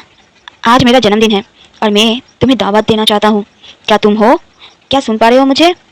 आज 1 साल बाद मिरर बिस्ट ने फिर से विभूषण को अपने इतने करीब से देखा और देखता ही रह गया और विभूषण की ब्यूटी में खो गया। इसलिए मिरर बिस्ट के मुंह से एक शब्द भी बाहर नहीं निकला। विभूषण और थोड़ी देर इंतजार करता है, लेकिन ना कोई दिखता है और ना ही कुछ कोई बोलता है। विभूषण उदास मन से पीछे मुड़कर अपने बेड के ओर जाने लगता है। पूरे कमरे में बस विभूषण के पैरों में बंधा हुआ रेडियो की ही आवाज़ आ रही थी। अचानक से विभूषण को सुनाई दिया, दावत में क्या खिलाना चाहते हो मुझे? खुद को? विभूषण के तो सरप्राइज के मारे आंखें बड़ी बड़ी हो गई थी, क्योंकि ये बात तो सही है। विभूषण ने तो सोचा था ऐसे मरने से अच्छा तो जो बिस्ट 1 साल से उसका पीछा नहीं छोड़ रहा है, उसका ही खाना बन जाता हूँ। किसी का तो कुछ भला करके जाऊँ, ये मिरर बिस्ट का ही मैं पेट भर के जाऊँ। असल में जो इंजेक्शन दिया गया था, इसके कारण विभूषण को अभी ज़्यादा बहुत ही ज़्यादा इमोशनल डिस्टर्बेंस हो रहा था। इसकी वजह से कुछ भी सोच रहा था। विभूषण पीछे मुड़ता है। विभूषण ने देखा जिस आईने को अभी विभूषण ने छुआ था, उस आईने में ही मिरर बिस्ट को आज देख पा रहा है। हर बार की तरह बाकी किसी भी आईने में नहीं, बस जिस आईने को उसने टच किया था उसी आईने में दिखाई दे रहा है। विभूषण डर तो गया था, लेकिन आज तो वो खुद ही मरना चाह रहा था। इसलिए विभूषण आज हिम्मत जुटा के बोला मिरर बिस्ट को, आपको कैसे पता चला? मिरर बिस्ट के चेहरे पर एक स्मिक आ गया। मिरर बिस्ट ने बोला, जान के क्या फ़ायदा? क्या तुम सच में चाहते हो मैं तुम्हें खा जाऊँ? विभूषण ने हाँ में सर को नोट किया। मिरर बिस्ट ने बोला, ठीक है, जो तुम चाहो। कोई आखिरी ख्वाहिश? विभूषण ने नहीं कहा, लेकिन मन में कहा, मुझे मेरी मॉम को देखना था एक आखिरी बार, लेकिन मुझे अच्छे से पता है ये ख्वाहिश ख्वाहिश ही रह जाएगा। उस बात को सोचते ही विभूषण की आंखों से आंसू निकल गए। मिरर बिस्ट को सब पता चल रहा था विभूषण के दिलो दिमाग में क्या चल रहा है, लेकिन मिरर बिस्ट ने बस इतना पूछा, ओके मैं रेडी हूँ तुम्हें खाने के लिए, तो बताओ ज़रा तुम मुझे खुद को कैसे सर्व करोगे? खुद को फ्राई करके या खुद को उबाल के, या मुझे कच्चा ही खाना पड़ेगा तुम्हें? मिरर बिस्ट की बातों को सुनकर तब विभूषण सदमे में चला गया। उसने तो इस बारे में सोचा ही नहीं था, लेकिन अब सोचने लगा। विभूषण अब अपने डे ड्रीमिंग में चला गया। उसने देखा एक बड़ा सा चूल्हा जिसमें विभूषण एक बड़ा सा कढ़ाई बैठा रहा है, उसमें ऑयल भी डाल दिया और उसके बाद अपने बॉडी में अच्छे से मसाला लगा रहा है। उसके बाद उस कढ़ाई में जाकर बैठ जाता है और उस उबलते हुए ऑयल से खुद को ही फ्राई करने लग जाता है। विभूषण के मुंह से एक चीख निकल जाता है, नहीं।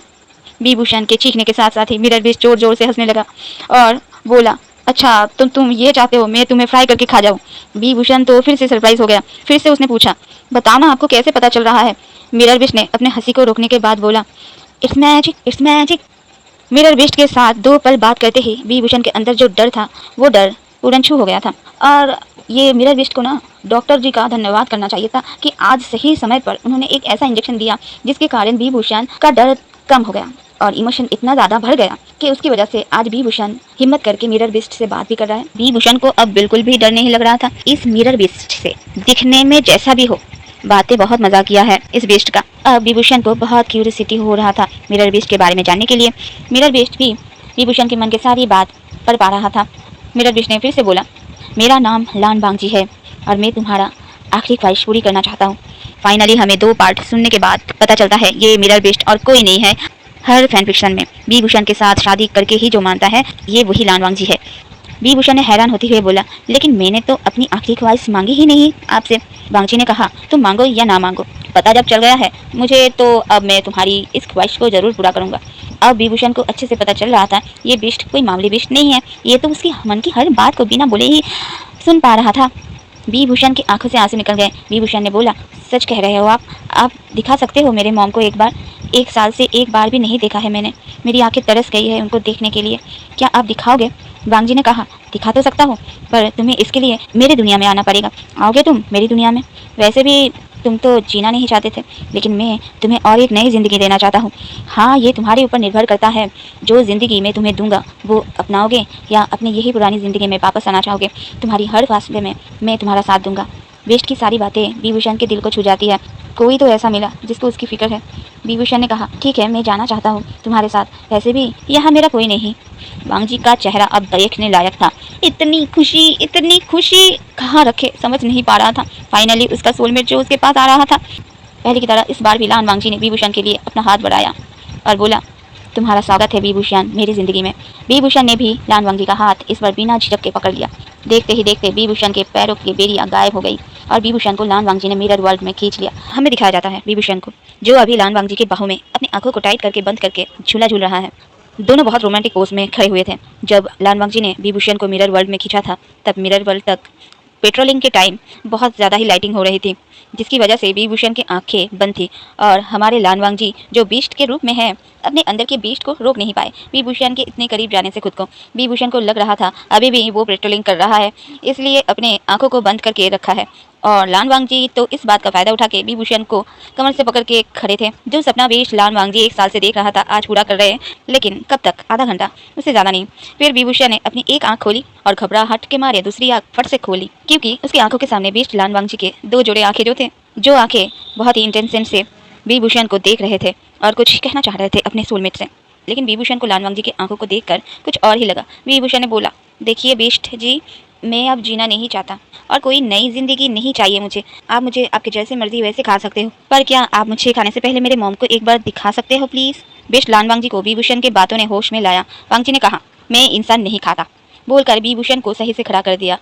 विभूषण ने अपने चारों ओर देखा जहाँ हर चीज़ शीशे से बनी हुई थी। विभूषण ने घूम घूम के देखा उस जगह को और बांगजी ने अपना काम चालू कर दिया, विभूषण को प्यार से निहारना। बांगजी जहाँ विभूषण को ले आया था वो एक किला था जो आईने से बना हुआ था और उस किले में कोई दरवाज़ा और खिड़की नहीं था। जिससे तुम उस किले से बाहर जा सकते हो। इसीलिए विभूषण ने पूछा, ये जगह बहुत ही यूनिक है, बहुत खूबसूरत है, लेकिन इस जगह पर खिड़की और दरवाजे क्यों नहीं है बाहर जाने के लिए?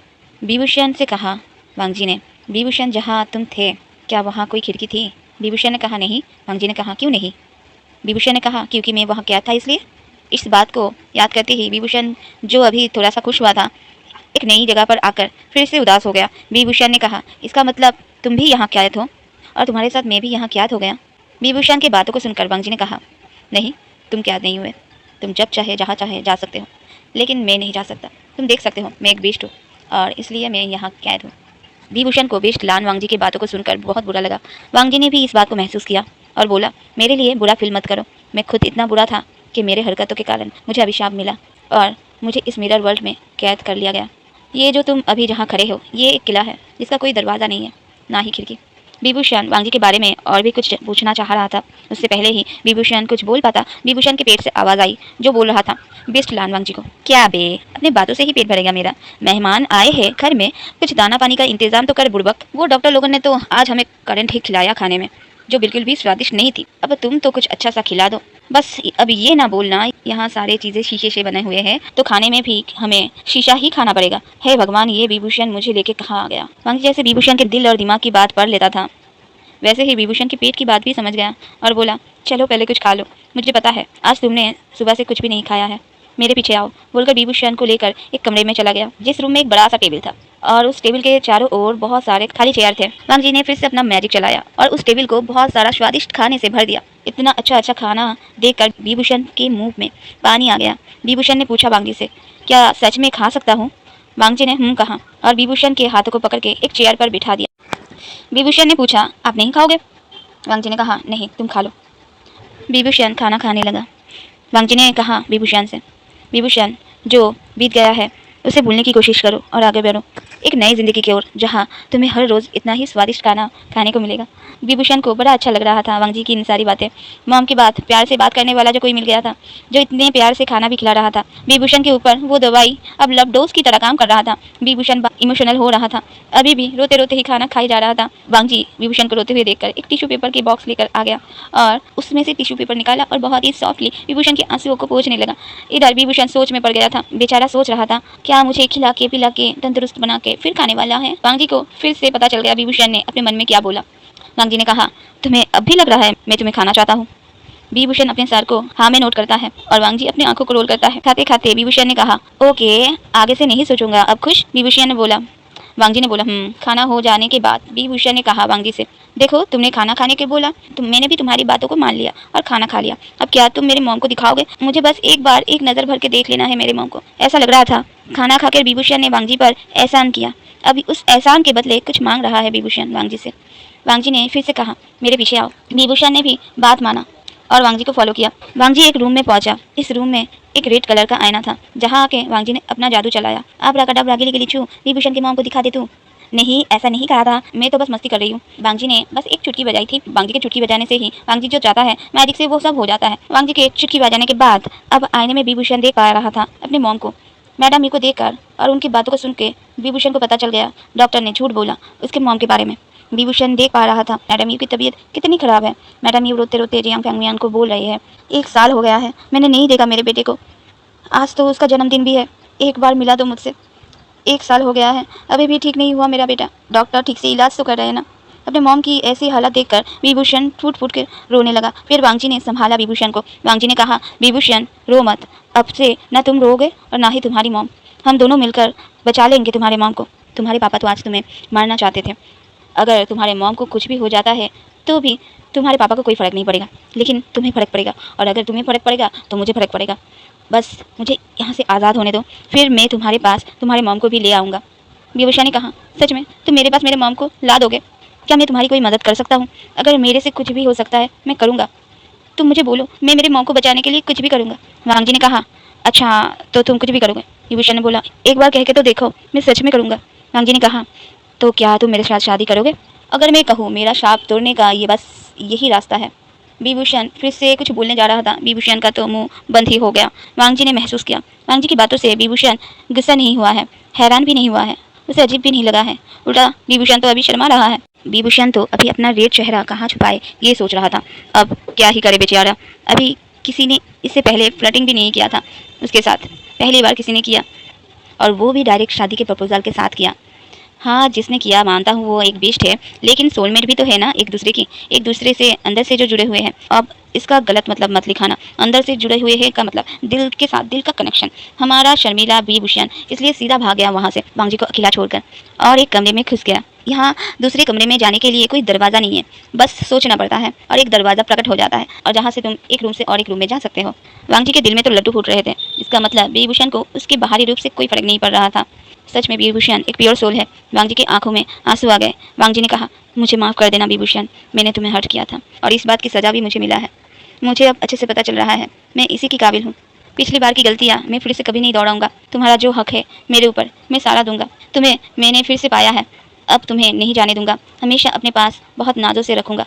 अब हमें रात का सीन दिखाया जाता है जहाँ एक कमरे में विभूषण लेटा हुआ है और वांग जी के ही बारे में सोचे जा रहा है। जियांग फेंगमियन और डॉक्टर की चाल को नाकामयाब कर दिया था वांग जी ने।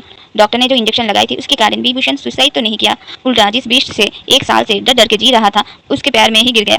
और एक कारण तो था ही वांग जी के पैर में गिरने का, वो एक प्यारा सा एहसास है। जो प्यारा सा एहसास विभूषण को बस अपने मॉम से ही मिलता था, जो अभी वांग जी से मिल रहा है। इसलिए विभूषण को कोई फर्क नहीं पड़ रहा है वांग जी के रूप से। वांग जी की शादी वाली बात को सोच रहा था विभूषण, क्या ऐसा सच में हो सकता है? हम दोनों शादी कर सकते हैं? अभी विभूषण के ऊपर से वो दवाई का असर चला गया था और विभूषण अब नॉर्मल था पूरा। विभूषण के दिमाग में एक बात क्लिक किया और विभूषण अपने सर पे हाथ दे मारा। कितना स्टूपिड हूँ मैं, विभूषण ने बोला। वांग जी ने कभी नहीं डराया मुझे, वो तो मैं ही बेवकूफ़ था जो डर रहा था बिना मतलब के ही उससे। उल्टा तो मुझे उसका शुक्रिया अदा करना चाहिए था। पहली मुलाकात में उसने ही मेरी जान बचाई थी। इन एक साल में पूरा टाइम वो ही तो था इकलौता जो मुझे छोड़कर नहीं गया था, और अभी भी तो उसने मेरी जान बचाई और मुझे एक अच्छी ज़िंदगी देने के बारे में सोच रहा है। उसने तो हमेशा ही मेरा साथ दिया। मुझे लगता है मुझे भी उसका साथ देना चाहिए।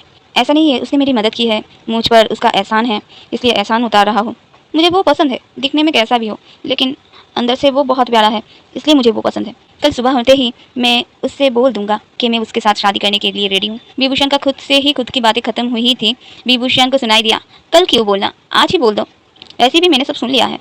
विभूषण ने देखा उस रूम के सारे शीशे अब वांग जी के प्रतिबिंब से भर गए हैं। विभूषण ने आज पहली बार नकली गुस्सा दिखाया और बोला, ये नाचुल पे तुम किसी के प्राइवेसी में ऐसे कैसे घुस सकते हो? ये ठीक बात नहीं है, मेरी ही गलती है, मैं ही बोल रहा था और तुमने सुन लिया। वांग जी ने बोला, तुम अपने मुंह से कहो या अपने मन में, मैं तुम्हें सुन ही लूँगा। वांग जी की बातों से विभूषण फिर से शर्मा गया। विभूषण ने कहा, ठीक है मैं राजी हूँ, लेकिन तुम्हें फर्क तो नहीं पड़ेगा ना, मैं एक लड़का हूँ। वांग जी विभूषण के इस बात से थोड़ा अजीब सा महसूस करता है। वांग जी के दिल में एक दर्द उठता है और जो दर्द वांग जी की आंखों में विभूषण देख पा रहा था। विभूषण ने कहा, क्या हुआ तुम्हें, ठीक हो ना तुम? बोलकर आईने के पास वांग जी के करीब आ पहुंचा विभूषण। उसे वांग जी की फिक्र हो रही थी। अभी वांग जी की आंखों में आंसू थे जो गिर रहे थे। ये आंसू पछतावे के आंसू थे। विभूषण को अब वांग जी का रोना देखकर रोना आ रहा था। विभूषण ने कहा, बताओ ना मुझे, तुम क्यों परेशान हो? मैं तो राजी हो गया हूँ ना, फिर क्यों परेशान हो? वांग जी ने अपना हाथ बढ़ाकर विभूषण को अपने रूम में खींच लिया आईने के अंदर से। विभूषण अब वांग जी के बाहों में था। वांग जी कह रहा था, विभूषण मेरे साथ शादी करने से पहले एक सच्चाई जानना पड़ेगा तुम्हें हमारे बारे में। विभूषण ने कहा, हमारे बारे में? मैं कहाँ से आ गया? तुम गलती कर रहे हो, अपने बारे में बोलना था, मेरे बारे में मैं अच्छे से जानता हूँ। वांग जी ने कहा, नहीं तुम नहीं जानते। अच्छा तुम्हें पता है मैं कौन हूँ तुम्हारा? विभूषण ने कहा, फ्यूचर हस्बैंड और कौन? वांग जी ने कहा, ये बात तो सही है, लेकिन तुम्हें ये नहीं पता है मैं तुम्हारा एक्स हस्बैंड भी हूँ। वांग जी की बातों को सुनकर विभूषण का मुंह खुला रह गया। विभूषण ने हैरान होते हुए कहा, क्या? मुझे तो कुछ भी याद नहीं है, तुम झूठ बोल रहे हो क्या? वांग जी ने कहा, रुको तुम्हें कुछ दिखाता हूँ। बोलकर वांग जी ने अपने रोब को खोला और अपने गर्दन पर बना सोलमेट मार्क दिखाया जो अभी चमक रहा था। विभूषण ने अपना मार्क भी देखा जो मार्क भी चमक रहा था। विभूषण की आंखें बड़ी बड़ी हो गई थी हैरानी से। अब विभूषण वांग जी को गले लगा लिया और कहा, तुम हो मेरे सोलमेट?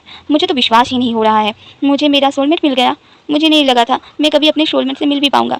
बोलकर विभूषण रोते रोते वांग जी को हक कर लिया।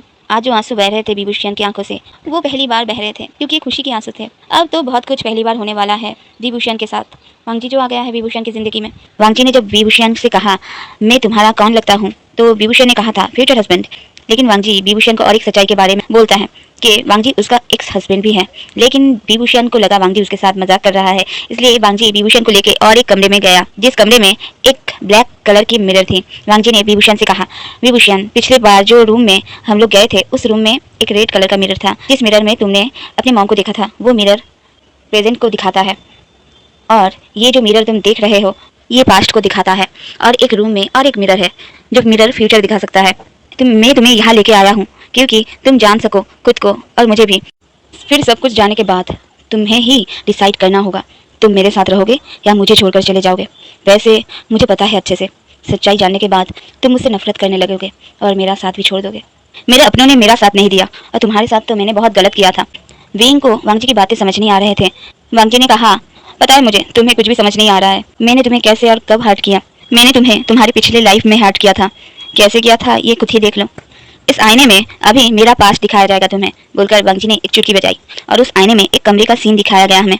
उस कमरे में हम एक राजकुमार को दिखाया जाता है, जो राजकुमार अभी बहुत सारे दासियों के साथ बुलछर्रे उड़ाने में बिजी है, और रूम के बाहर खड़ा हुआ एक गार्ड बहुत देर से राजकुमार को बुलाए जा रहा है। राजकुमार, महाराज आपको बुला रहे हैं। 2 घंटे तक एक ही बात को रिपीट पे रिपीट किया था बेचारे ने। फिर जाके राजकुमार ने दरवाजा नहीं खोला था। महाराज खुद आके दरवाजा तोड़ दो बोला, उसके बाद ही दरवाजा खुला था। सारे सैनिकों को बाहर रुकने के लिए बोलकर महाराज अंदर आते हैं, जहाँ अभी राजकुमार अपने रूप को पहनकर रेडी हो रहा था, और जितने भी दासियां थे वहाँ मौजूद सब एक ही चादर से खुद को ढकने की कोशिश में लगे थे। विभूषण बोल पड़ता है, हे भगवान, कितना दुष्ट है ये राजकुमार। मुझे ये तो पता है, मेरे मॉम ने मुझे स्टोरी में सुनाया था, एक प्रिंस या किंग का ऐसे बहुत सारे शौक होते हैं, पर एक साथ इतने लड़कियों के साथ ये सभी करते थे, ये मुझे नहीं पता था। और ये बेचारा कब से बुलाया जा रहा था, लेकिन एक बार भी जवाब भी नहीं दिया। और देखो महाराज को खुद आना पड़ा। बेस्ट जी, ये दुष्ट बेरहम बेशरम राजकुमार कौन है? बेस्ट लान वांगजी ने कहा, वो मैं ही हूँ। मेरा अति दिखाया जा रहा है तो मुझे ही तो देखोगे। विभूषण को 440 वोल्ट का झटका लगा। विभूषण के मुंह से और एक शब्द नहीं निकला। हमें मिरर का अंदर का सीन दिखाया जाता है, जहाँ भी राजकुमार लान वांगजी को डांट पड़ रही थी महाराज लैन चिरन से, क्योंकि आज राजकुमार लान वांगजी की शादी है। लेकिन लान वांगजी यहाँ है, अपने दासियों के साथ रंग रलिया मना रहे हैं। कल रात से इस दुनिया में लान फैमिली आता है गोसु किंगडम में, और ऐसे ही बहुत सारे किंगडम मौजूद है यहाँ। यहाँ पर हर शाही खून में अपना ही एक खासियत होता है। सभी इमॉर्टल होते हैं और सभी के पास कोई ना कोई जादुई शक्ति रहता ही है। गोसु किंगडम के लान फैमिली भी इमॉर्टल है। इस दुनिया में और एक फैमिली है, लोटस किंगडम के जियांग फैमिली। आज जियांग फैमिली के छोटा बेटा विभूषण के साथ लान वांगजी का शादी हो रहा है। विभूषण जियांग फैमिलियन का गोद लिया गया बेटा है, इसलिए विभूषण इमॉर्टल नहीं है, लेकिन विभूषण लान वांगजी का सोलमेट जरूर है, इसलिए दोनों की शादी हो रही है। इस शादी से विभूषण तो बहुत खुश है और होना भी चाहिए। विभूषण अपने सोलमेट का होने जो जा रहा है हमेशा के लिए। लेकिन क्या लान वांगजी उतना ही खुश है जितना विभूषण खुश है? ना जी ना, लान वांगजी तो इस शादी के बिल्कुल खिलाफ थे। लेकिन लान वांगजी अभी भी राजा नहीं बने, इसीलिए अपने बाबा महाराज लान चिरन के ऊपर जा नहीं पा रहे हैं। सिर्फ लान फैमिली में और एक रूल है, लान फैमिली के हर एक सदस्य बस अपने अपने सोलमेट से ही शादी कर पाते हैं। अगर वक्त रहते उनको अपना सोलमेट नहीं मिलता है तो ही वो किसी और से शादी कर पाते हैं, लेकिन शादी किसी एक से ही कर सकते हैं। दूसरा कोई नहीं आ सकता है उसके बाद उसकी ज़िंदगी में, बस उसके सोलमेट के अलावा। अभी तक के इतिहास में लान वांगजी के जैसा नीच गिरा हुआ घटिया कोई पैदा नहीं हुआ था लान फैमिली में। ये मैं नहीं बोल रहा हूँ, ये बात तो गोसु किंगडम के बच्चे बच्चे बोलते हैं। लान वांगजी के लिए लान वांगजी एक क्रूएल प्रिंस थे। लान वांगजी के रहते गोसु किंगडम की जितने भी कुमारी लड़कियां हैं वो सुरक्षित बिल्कुल नहीं थे। हर रात लान वांगजी के आदमी किसी न किसी लड़की को उठा ले आता था। वांगजी के सोलमेट बॉन्ड की पिक्चर बनाकर हर किंगडम में भेजा गया था वांगजी का सोलमेट ढूंढने के चलते। लान फैमिली का एक भी रूल नहीं मानता था वांगजी। हर रात कोई ना कोई चाहिए था, इसलिए वांगजी के मॉम लान ई चाहती थी जल्दी ही अपने घर में बहू लाए जो उनके बेटे को सुधरने में उनकी मदद करे। लान ई और लैन चिरन का और एक छोटा बेटा है लैन शिचन, जो एक नेक दिल शरीफ बच्चा है और राज्यभार संभालने में अभी कच्चा है। इसलिए वांगजी कुछ भी करे, ज्यादा कुछ वांगजी को कह नहीं पाते कोई। जब वांगजी को कहा गया तुम्हारा सोलमेट मिल गया है, वांगजी को कोई फर्क नहीं पड़ा।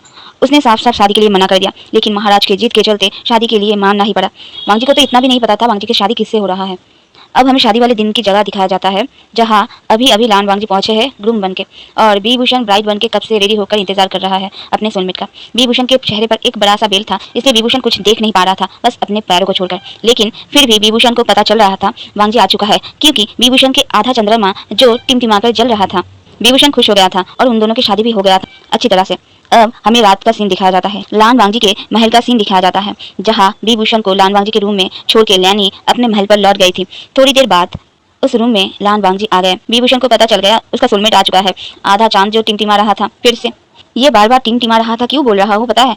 मैं बता देती हूँ, क्योंकि दोनों में से एक प्यार नहीं करता है, बस विभूषण ही प्यार करता है लान वांगजी को। लान वांगजी की तस्वीर देखने के बाद से ही विभूषण पगला गया है और इस पागलपन के चक्कर में आकर शादी भी कर लिया है। वांगजी आते ही विभूषण को खींचकर बेड से नीचे गिरा देता है। विभूषण को चोट लगी थी और विभूषण का बेल भी खुल गया था।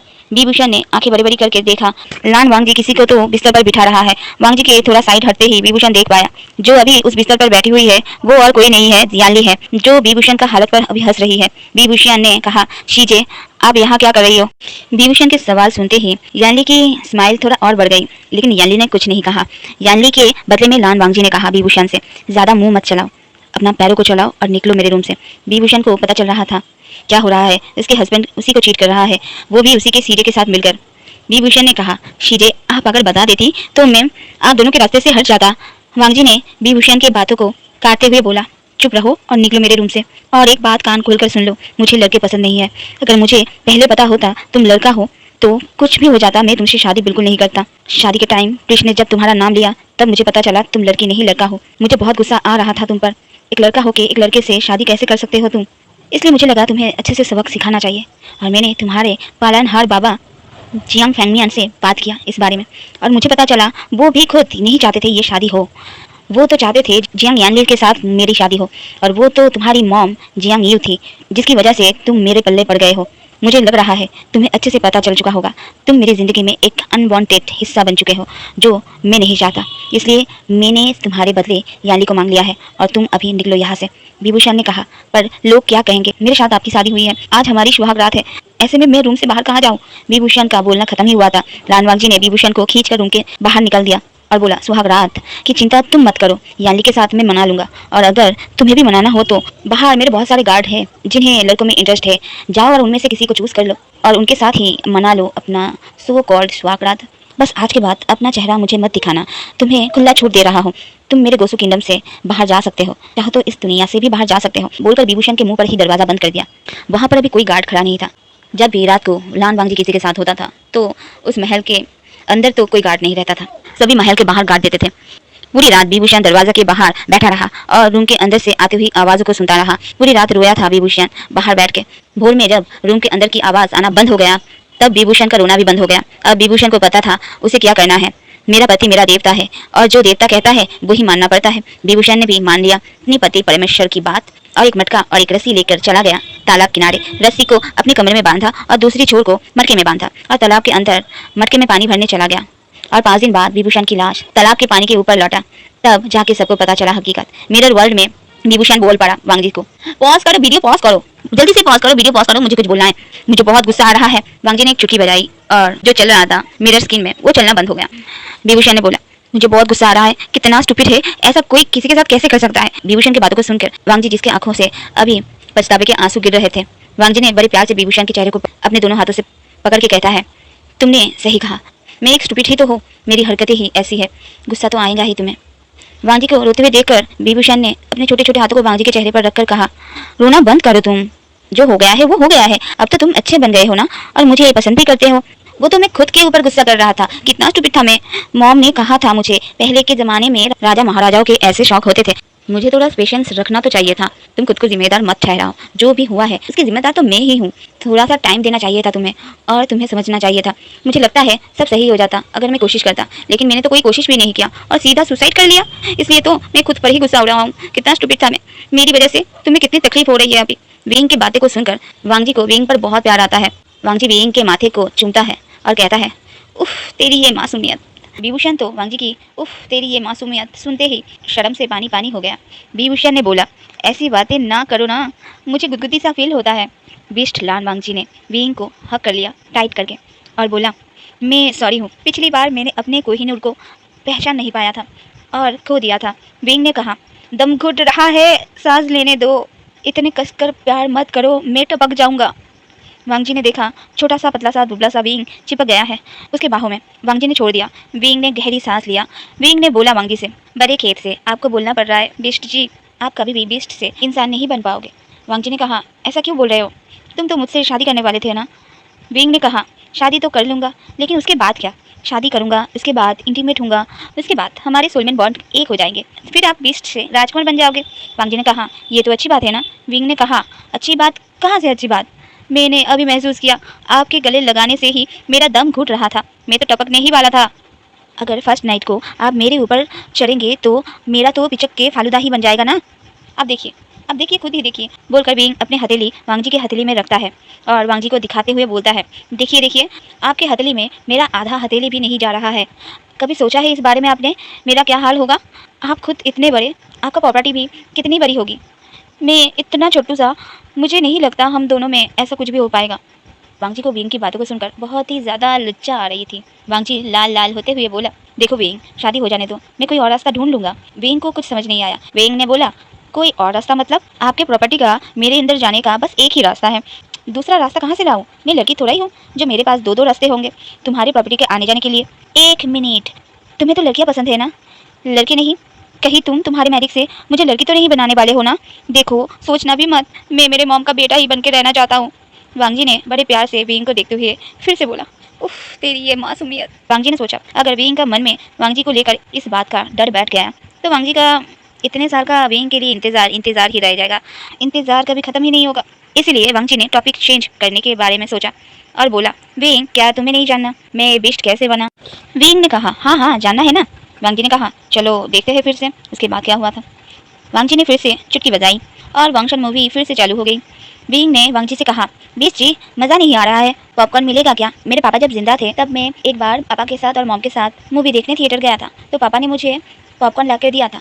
मैं पॉपकॉर्न खाते खाते मूवी एंजॉय कर रहा था, तो वैसे ही मुझे क्या अभी भी पॉपकॉर्न मिल सकता है? फिर क्या, वांगजी ने अपना जादू चलाया और दोनों पॉपकॉर्न लेकर बैठ गए मूवी एंजॉय करने। हमें दिखाया जाता है, विभूषण के मौत की खबर मिलते ही मैडम यू, जियांग फैंगमियन और जियांग चैन गोसू किंगडम आ पहुंचे थे। सब कुछ पता चलने के बाद लैंड वांगजी को अपने ही रूम में नज़र बंद करके रखा गया है और यानली को मौत की सज़ा मिल गई है। विभूषण के मरने के बाद हर किसी की ज़िंदगी उथल पुथल हो गया है। मैडम यू ने जिस समय अपने छोटे बेटे को मरा हुआ देखा, उसी टाइम मैडम यू को भी हार्ट फेल हो गया और मैडम यू भी चल बसी। बस इतना देखना था ही बेस्ट लान वांगजी के पास बैठा हुआ वेंग का सीना पीट पीट के रोना चालू हो गया। विंग तो जिद करने लगा, मुझे अभी मेरे मॉम के पास जाना है, मुझे अभी आईने के अंदर भेजो। बीच जी, कुछ तो करो, मेरी मॉम को बचाओ। विभूषण तो पैनिक कर रहा था। वांगजी ने बहुत मुश्किल से संभाला विभूषण को। वांगजी फिर से विभूषण को दूसरे कमरे में लेकर गया और दूसरे मिरर में मैडम यू को दिखाया जो अभी तक जिंदा है। फिर जाके विभूषण शांत हुआ। विभूषण ने कहा, बीश जी, मुझे और नहीं देखना, मुझे पता चल गया है आप बुरे थे इसलिए आप ऐसे बन गए हैं, लेकिन आप अभी बदल भी गए हो। आप ना जल्दी से मुझसे शादी कर लो। मैं नहीं चाहता मेरी मॉम को कुछ हो जाए। आपने कहा था अगर मैं आपसे शादी करूंगा तो आपको मिली हुई कर्ज खत्म हो जाएगा, फिर आप मेरे मॉम को बचा के मेरे पास लाएंगे। चलिए ना शादी करते हैं। वांगजी ने कहा, ठीक है चलो। उसी दिन वांगजी ने विंग से शादी की। एक बेस्ट और इंसान की शादी हुई। चाइनीज ट्रेडिशन में जैसे शादी होती है ठीक वैसे ही वांगजी ने मैरिज किया और विंग के लिए एक बहुत प्यारा सा रेड रोब लाया। विंग ने भी वही पहना और वांगजी भी वैसा ही एक रेड रोब पहना। बस अपने पेरेंट्स की जगह वांगजी ने आईने में उसके प्रतिबिंब से ही काम चला लिया था। अब आती है फर्स्ट नाइट की बारी, जहां वांगजी कमरे में एंट्री लेते ही शॉक में चला गया। वांगजी का मुंह तो खुला का खुला ही रह गया था। विंग ने कहा, मुंह बंद कीजिए, मक्खी घुस जाएगी, और जो भी करना है आइए और जल्दी कीजिए। आपको इंसान भी तो बनना है, जल्दी से इंसान बनिए और जाइए मेरे मॉम को बचाकर मेरे पास लाइए। वांगजी के मुंह से बस एक ही बात निकला, उफ तेरी ये मासूमियत। असल में विंग को वांगजी को इंसान बनाने की इतनी जल्दी मची थी कि पूरा का पूरा खोल खाल कर बैठा हुआ था अभी। फिर क्या हो गया शुरुआत फर्स्ट नाइट की। पूरी रात दोनों पकड़म पकड़ाई खेलने में बिजी हो गए थे। सही सुना आप लोगों ने, पूरी रात वांगजी विंग के पीछे भाग रहा था विंग को पकड़ने के लिए, लेकिन विंग वांगजी के हाथ से बचकर जा रहा था बार बार, कभी इसी रूम में कभी उस रूम में। वांगजी तो विंग को समझाते समझाते थक गया था, लेकिन विंग की उफ तेरी ये मासूमियत के चलते विंग वांगजी के हाथ से निकल रहा था बार बार। विभूषण की प्यारी प्यारी बातें वांगजी के अरमानों पर पानी फैला रहा था। असल में विभूषण जब सनी लियोनी बनकर बेड पर बैठा था तब वांगजी भी इमरान हाशमी बन के टूट पड़ा था, लेकिन पहली बार था विंग का, अब डर तो लगेगा ही। विभूषण को भी पता था दर्द होगा, लेकिन अपनी माताजी के चलते विभूषण सभी दर्द को सह लेगा सोचा था, लेकिन वांगजी का लायन इतना बड़ा था कि हमारे मनी तो देखते ही डर गया। और क्या, जाने तो मुझे जाने दो, यही डायलॉग निकलने लगा विंग के मुंह से। विंग ने बोला, देखो मुझसे नहीं होगा, दर्द होगा, मैं मर जाऊंगा। वांगजी ने कहा, देखो सुबह होने वाली है, बस एक बार दे दो। आज शादी हो जाने के बाद भी अगर इस रात को हम लोगों ने कुछ नहीं किया तो हमारे सोलमेट बॉन्ड कभी भी एक नहीं हो पाएंगे, तो फिर मैं कभी भी इंसान नहीं बन पाऊंगा, हमेशा के लिए बेस्ट बन के रह जाऊंगा, हमारी शादी अधूरी रह जाएगी, फिर ये शादी करने का क्या ही फायदा हुआ। वांगजी ये सारी बातें उदास मन से बोल रहा था। विंग को बहुत बुरा लग रहा था, खुद पर गुस्सा आ रहा था। वांगजी, बहुत ही प्यार से विंग ने वांगजी को पुकारा। विंग ने कहा, देखो एक काम करो, तुम ना मुझे लड़की ही बना दो, वैसे भी तुम्हें लड़कियाँ ही पसंद है, लड़कियों को ज़्यादा दर्द भी नहीं होता। वांग जी ने अपने मन में कहा, उफ तेरी ये मासूमियत। विंग तभी भी कंटिन्यू था, तो मैं लड़की बन जाता हूँ, तुम मैजिक करो। वांग जी ने कहा, नहीं कर सकता। विंग ने कहा, क्यों नहीं कर सकते? वांग जी ने कहा, मेरे कर। विंग ने कहा, फिर मुझे नहीं लगता तुम्हें अपने अंदर लेने के बाद मैं बच भी पाऊंगा। वांग जी ने कहा, विंग डरो मत, मुझ पर भरोसा रखो। मैं मैजिक से तुम्हें लड़की तो नहीं बनाऊंगा, लेकिन तुम्हारे दर्द को जरूर कम कर दूंगा। मुझे एक मौका तो दे दो, भरोसा करो मुझ पर।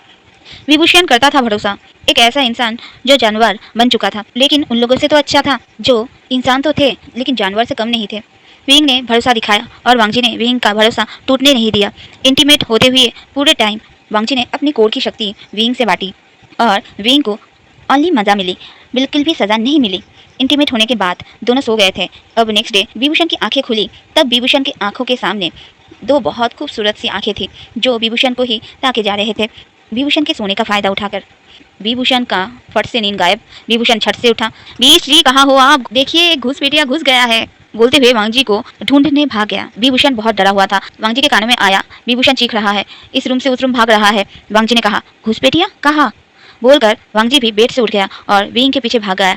वांग जी विभूषण के सामने आ गया और पूछा, विभूषण कहाँ है घुसपैठिया? विभूषण शांत हो जाओ, यहाँ घुसपैठिया नहीं घुस सकते, कोई भी मेरे बिना परमिशन के यहाँ घुस नहीं सकता। विभूषण ने सुना वांग जी की बातों को। वांग जी की बातें खत्म हुई थी, विभूषण फिर से शुरू हो गया, बीस्ट जी कहाँ हो? बीस्ट जी कहाँ चले गए हो मुझे छोड़कर? देखो आके हमारे घर में कोई घुसपैठिया घुस गया है। वांग जी ने कहा, विभूषण शांत हो जाओ। विभूषण कहाँ शांत होने वाला था, इसलिए वांग जी गया और विभूषण को अपने चपेट में ले लिया। विभूषण के मुंह को भी अपने हाथ से कवर कर लिया और बोला, अब चुप करो, बिल्कुल चुप, और मुझे इशारे से बताओ कहाँ है वो घुसपैठिया? विभूषण ने इशारा किया वांग जी की ओर। वांग जी ने कहा, मैं क्या? बोलकर वांग जी ने अपने आप को अब जाकर आईने में देखा। वांग जी ने देखा, वांग जी बिल्कुल पहले जैसा बन गया है, राजकुमार लान वांग जी। वांग जी ने विभूषण को छोड़ दिया और आईने के पास गया और अपने आप को छू छू कर देखने लगा। वांग जी आज बहुत खुश हो गया था। विभूषण तब तक फिर से अपना चिकना चिल्लाना स्टार्ट कर चुका था। वांग जी हैप्पी हैप्पी होकर पीछे मुड़ा और विभूषण को जाकर पकड़ लिया, एक जादू की झप्पी दी और जब देखा इससे भी विभूषण शांत नहीं हो रहा है तो विभूषण का किस चुरा लिया। विभूषण भी धीरे धीरे पिघल गया अपने सोलमेट के किस से। विभूषण को नजर आया वांग जी के गर्दन पर बना हुआ सोलमेट टैटू जो अभी चमक रहा है विभूषण के नाम से। विभूषण शांत हो गया था। भूषण की आंखों से अभी खुशी की आंसू बह रहे थे। वांग जी ने कहा, विभूषण आज से अभी से तेरे नाम हमने किया है जीवन अपना सारा सनम, अब कभी जुदा नहीं होंगे हम। वांग जी ने बड़े प्यार से भूषण के गर्दन पे अभी जो सोलमेट टैटू लैंड वांग जी के नाम पर चमक रहा है उसे किस किया और क्या रोमांटिक पल का कबाड़ा हो गया। विभूषण को गुदगुदी लगी तो विभूषण खिलखिला के हंस दिया। वांग जी भी आज हंस रहा था जी खोलकर। भूषण तो अभी अपनी नज़र वांग जी के चेहरे से हटा ही नहीं पा रहा था, लेकिन हटाना पड़ा। भूषण ने कुछ तो इशारा किया एक चीख के साथ और वांग जी को शेमलेस बोलकर भाग गया। वांग जी ने कहा, मैंने क्या किया? कल इतना कुछ किया तब तो शेमलेस नहीं कहा, आज बस एक किस से ही मैं शेमलेस बन गया। वांग जी का बोलना खत्म नहीं हुआ था। वांग जी भी चीख पड़ा और दूसरे कमरे में भाग गया। ये दोनों बस चीखते ही रह जाएंगे। सत्य की बात तो दोनों में से कोई भी नहीं बताएगा। कब से कभी भूषण तो कभी वांग जी अपना अपना गला फाड़ रहा है और जब चीखने का कारण क्या है बोलने की बारी आती है तो दोनों भाग जाते हैं। चलिए ये काम भी मैं ही कर देती हूँ। असल में रात में जब यात्रा दोनों ने एक साथ किया वो बिना कपड़े पहन के किया था और इतना थक गए थे कि बिना साफ सफाई के बिना कपड़े के ही दोनों एक चादर में लिपट के सो गए थे। तो अभी दोनों को जब इस बात का एहसास हुआ तो दोनों ही शर्म से पानी पानी हो गए और अपना अपना मुंह छुपाने भाग गए। सुबह होने के साथ साथ ही दोनों के सोलमेट बॉन्ड पूरी तरीके से एक्टिव हो गया था और वांग जी इंसान बन चुका था एक विश से। अब हमें कुछ टाइम बाद का सीन दिखाया जाता है जहाँ अभी दोनों मिलकर दोपहर का खाना खा रहे थे और एक दूसरे को देखे ही जा रहे थे। अच्छी बात तो ये है दोनों के बीच में कबाब में हड्डी बनने वाला कोई भी नहीं है। दोनों को देखकर सच में लग रहा था दोनों के अभी अभी शादी हुई है और शादी के बाद जो चुपके चुपके वाली रोमांस होता है वो वाला पार्ट चल रहा है, जो कि सच भी है। दोनों की शादी नई नई हुई है। चलिए इनके रोमांस में खलल ना डालते हुए हम नेक्स्ट डे सुबह का सीन देखते हैं। पूरी रात नहीं सोए थे दोनों। वांग जी ने फुल पलंग तोड़ परफॉर्मेंस दिया था। भूषण बहुत हैप्पी था वांग जी को पाकर। लेकिन सुबह भूषण जब वांग जी की बाहों में लेट के आराम कर रहा था तब अपने मॉम मैडम यू की बातें याद आ रही थी उसे। भूषण के आंखों से आंसू गिरने ही वाले थे। वांग जी ने कहा, भूषण तुम्हारे आंसू बहुत कीमती है मेरे लिए, इसे संभाल के रखो, मैं आज ही तुम्हें तुम्हारे मॉम से मिलवा दूंगा। वांग जी कुछ कहे और भूषण ना माने ये हो नहीं सकता है। वैसे भी नई नई बनी हुई दुल्हन अपने हस्बैंड की सारी बातें मानते ही है। भूषण ने अपने आंखों के आंसू को बहने से रोक लिया और बोला, कब मैं देख पाऊंगा मॉम को फिर से? वांग जी ने कहा, भूषण मैंने कहा मिलवाऊंगा, मैंने ये नहीं कहा दिखाऊंगा। सुनते ही भूषण तो बहुत खुश हो गया। 2-3 पपियां दे मारी वांगजी को और वांगजी ने इस बात का पूरा फायदा उठाया और भूषण के साथ यात्रा करने में बिजी हो गया। भूषण तो इतना थक गया था, यात्रा खत्म होते ही सो गया। वांगजी का काम बढ़ा दिया। वांगजी खुद फ्रेश हुआ और भूषण को भी फ्रेश किया, खुद भी कपड़े पहना और भूषण को भी कपड़ा पहना दिया। भूषण तो वांगजी की खातिरदारी मजा लिया फुल टू, फिर गहरी नींद में सो गया। अब हमें कुछ टाइम बाद का सीन दिखाया जाता है, जहाँ भूषण को कोई बुला रहा था। आइन, आइन, उठो बेटा, देखो मैं आई हूँ तुमसे मिलने, आइन। भूषण इतना थका हुआ था, अभी शाम होने ही वाला था, लेकिन अभी भी भूषण की आंखें टायर्डनेस से भरी हुई थी। आंखें खुलने का नाम ही नहीं ले रहा था। मैडम यू ने वांगजी के ओर देखा और बोला, पता है बेटा वांगजी, मेरी छोटी बेटी याली ने मेरे आइन के आदत को बिगाड़ के रख दिया है। आइन इतना थक जाता था कि सुबह जल्दी नहीं उठ पाता था और मैं भी घर के कामों में बिजी हो जाती थी, इसलिए आइन को उठाने जा नहीं पाती थी। फिर याली ही थी जो रोज़ आइन को उठाने जाती थी, वो भी एक बाल्टी पानी लेकर। आइन का नहाना भी हो जाता था। लगता है आज भी मेरा बेटा बहुत थका हुआ है, इसलिए तो नहीं उठ रहा है। वांगजी समझ गया, नई नई बनी हुई सासू माँ क्या बोलने की कोशिश कर रही है, क्या बोलना चाहती है बात को घुमाकर। इसीलिए वांगजी ने चुटकी बजाई और एक बाल्टी पानी वीन के मुंह पर लैंड हुआ। भूषण जल्दी से उठ बैठा और बोला, यानी मैंने तुम्हारे शूज़ को रात को ही पॉलिश करके तुम्हारे बेड के नीचे रख दिया था, पापा को मत बताना प्लीज़, मैं लेट हो गया। भूषण की बातें भूषण के मुंह में ही रह जाता है। जब विभूषण ने देखा अपने मॉम को अपने ही सामने खड़ी हुई, जो विभूषण को बहुत ही प्यार से देख रही थी, अपने आंखों में आंसू और अपने होठों पर मुस्कान लिए, मैडम यू ने अपने दोनों बाहों को फैला दिया और विंग तेजी से उठा और जाके सीधा मैडम यू को हक कर लिया और विंग ने जो आंसू संभाल के रखे थे वो निकल के आ गया फिर से। वांगजी ने एक चुटकी बजाई। भूषण का ड्रेस जो सुखाना था। कुछ टाइम बाद का सीन दिखाया जाता है हमें, जहाँ मैडम यू भूषण को सब बता रही थी। भूषण का ना होने का फ़ायदा उठाकर फेंग मियान क्या क्या कर रहा है उनके साथ और उनके बिजनेस के साथ। भूषण ने भी बताया जो भी हुआ था उसके साथ फेंग मियान ने क्या क्या किया, सब कुछ। भूषण वांगजी के बारे में जब बताने गया तब मैडम यू ने रोक लिया और बोलती है, मुझे पता है वांगजी के बारे में, उसने सब कुछ बता दिया है। आज सुबह जब मैं हॉस्पिटल में थी तब तुम्हारा ये हस्बैंड मुझसे मिलने के लिए आया था। पता है आई, मुझे लगा था ये तुम्हारे पागल खाने से ही है जो तुम्हें जानता होगा। भूषण तो हंस पड़ा और बोला, क्या मॉम, वांगजी क्या आपको पागल लगा? इतना हैंडसम तो है। मैडम यू ने कहा, हैंडसम तो है, लेकिन इसके ड्रेसअप और बाल देखकर मुझे लगा था ये कोई नाटक कंपनी से है, पर जब इसने तुम्हारा नाम लिया तो मैं श्योर हो गया था कि ये पागल खाने से भागा हुआ पेशेंट ही होगा। पर जब उसने खुद का सोलमेट बॉन्ड दिखाया तब जाके मुझे विश्वास हुआ। फिर वांगजी बेटे ने सब कुछ बताया, अगला पिछला सब कुछ, और उसके बाद यहाँ लेकर आया। यहाँ आकर मैंने देखा तुम सो रहे हो, इसलिए तुम्हें जगाया नहीं था। वांगजी ने यहाँ का सब कुछ घुमा के दिखाया, खाना खिलाया। शाम होने को आई थी तब भी मेरा बेटा सोया हुआ था और मुझे अच्छा नहीं लग रहा था, इसलिए मैंने जगाने बोला। 1 साल से मैंने तुम्हें बहुत मिस किया बेटा, बोलकर इतनी देर तक स्ट्रांग बनी हुई मैडम यू और खुद को रोक नहीं पाई और विंग को हक करके ज़ोर ज़ोर से रोने लगी। उस हक में आज वांगजी भी शामिल हुआ था। ऐसे ही कुछ दिन बीत जाते हैं, तीनों एक साथ बहुत खुश थे। एक दिन भूषण को कुछ याद आता है। भूषण वांगजी से कहता है, वांगजी आपने तो मुझे अपने मॉम से मिला दिया, देखिए मैं कितना खुश हूँ। आप हैं, मॉम है, मैं आप दोनों को पाकर इतना खुश हूँ और कुछ भी नहीं चाहिए मुझे मेरी लाइफ में। लेकिन आपका क्या वांगजी, क्या आपको आपकी मॉम की याद नहीं आती? अब तो आप ठीक हो गए हो, अब तो जाकर मिल सकते हैं आप मुझे गलत मत समझिएगा, ऐसा नहीं है, मैं इस जगह से बाहर जाना चाहता हूँ, इसलिए आपको कुछ भी बोल रहा हूँ। ऐसा सच में कुछ भी नहीं है, मेरा तो पूरा बचपन ही कैद में जिया है मैंने, अपने मेंशन का इकलौता कैदी था मैं। यहाँ रहने में भी मुझे कोई परेशानी नहीं है, मैं सच में आपके लिए सोच के ही बोल रहा हूँ। और एक बात तो है ना, जैसे मेरी मॉम को मेरी याद आ रही थी वैसे ही आपकी मॉम को भी आपकी याद आ रही होगी। वांगजी के चेहरे पर सैडनेस वाली स्माइल आ जाती है। वांगजी बोलता है, याद तो आती है लेकिन सारी यादें कड़वी है, इसलिए छोड़ो ना मेरी बात, तुम क्या चाहते हो ये बताओ। मैं अब कभी भी अपने घर लौटना नहीं चाहता हूँ, अब मेरा घर यही है और मैं यही खुश हूँ जहाँ मेरा सोलमेट मेरा साथ है। अगर मेरा हस्बैंड चाहता है तो मैं उसे उसकी वर्ल्ड में ले जा सकता हूँ जहाँ हम तीनों एक साथ एक नई दुनिया बसाएंगे। बताओ भूषण, तुम क्या चाहते हो? भूषण कहता है, मैं जानना चाहता हूँ ऐसा क्या हुआ है जिस कारण आप अपने ही घर में लौटना नहीं चाहते हैं। मैंने जितना भी देखा था आईने में, देखकर तो ऐसा लग रहा था जितना मैंने परेशानियों का सामना किया है उसकी 5% भी आपने नहीं किया है, उल्टा आप तो खुद सबको परेशान करते थे। वांगजी थोड़ा टाइम खामोश रहता है लेकिन विंग से कह देता है, पता है भूषण, पहले मुझे लगता था बस महाराज हमसे नाराज़ रहते हैं, गुस्सा करते हैं, हमें पसंद नहीं करते, लेकिन यहाँ आने के बाद हमें मालूम पड़ा सिर्फ महाराज नहीं, महारानी भी मुझसे नफरत करती है। विभूषण कहता है, क्या बोल रहे हो, ऐसा कैसे हो सकता है? एक सगे माँ बाप अपने सगी बेटी के साथ ऐसा कैसे कर सकता है? इतना नफरत कैसे कर सकता है? आपको कोई भूल हुई होगी, वांग जी अब थोड़ा गुस्से में ही कहता है, नहीं भूषण, मुझे कोई भूल नहीं हुई है। जब मैं यहाँ कैद हुआ उसके कुछ ही दिनों बाद मैंने अतीत के आईने से पूछा था कौन है जिसने मुझे कर्ज किया है। तब मिरर ने मुझे बताया मुझे कर्ज करने वाले और कोई नहीं है, मेरे अपने माता पिता है। वांग जी ने विभूषण को हक कर लिया। भूषण को महसूस हो रहा था उसका सोलमेट अभी कितना दुखी है। वांग जी ने डिसाइड किया विभूषण को बाकी की कहानी भी दिखा ही दे। चलिए हम भी वंशन के साथ साथ देख लेते हैं क्यों वांग जी कह रहा है वांग जी को कर्ज करने वाले उसके ही माता पिता हैं। हमें गोसु किंगडम दिखाया जाता है। मैडम यू लैन चिरन की मुंह बोली बहन थी। मैडम यू का एक सोलमेट था जिनका नाम था वे जांग से, लेकिन मैडम यू जियांग फैंगमियान से प्यार करती थी। इसलिए मैडम यू ने अपनी शादी वाले दिन भागकर जियांग फैंगमियान से ही शादी कर लिया था और इसलिए लैंस के साथ जियांग की बनती नहीं थी। वे जांग से ने भी शादी कर लिया था कुछ दिनों बाद और इस वजह से ही विभूषण का जन्म हो पाया था।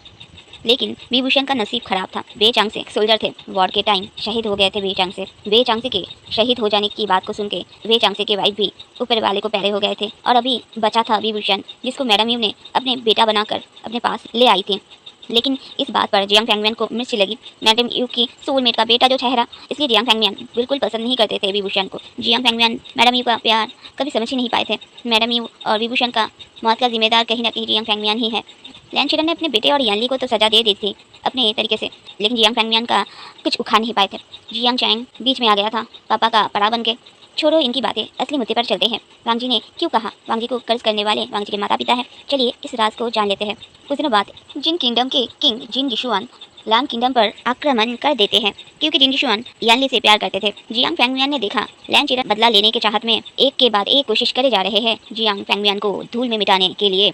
तो जियांग फैंगमियान ने अपनी चाल चली और जिन गिशुआन को भड़का दिया लैंस के खिलाफ। यानली ने क्या कांड किया था ये नहीं बताया, उल्टा सारा दोष लैंस के मत्थे मर दिया और खुद विक्रम काट खेला और इसके चलते ही लैन वांग जी को आज़ादी भी मिल गई। अब दोनों किंगडम से एक साथ वार तो कर नहीं पा रहे थे लैन चिरन, आसान बात थोड़ा ही था।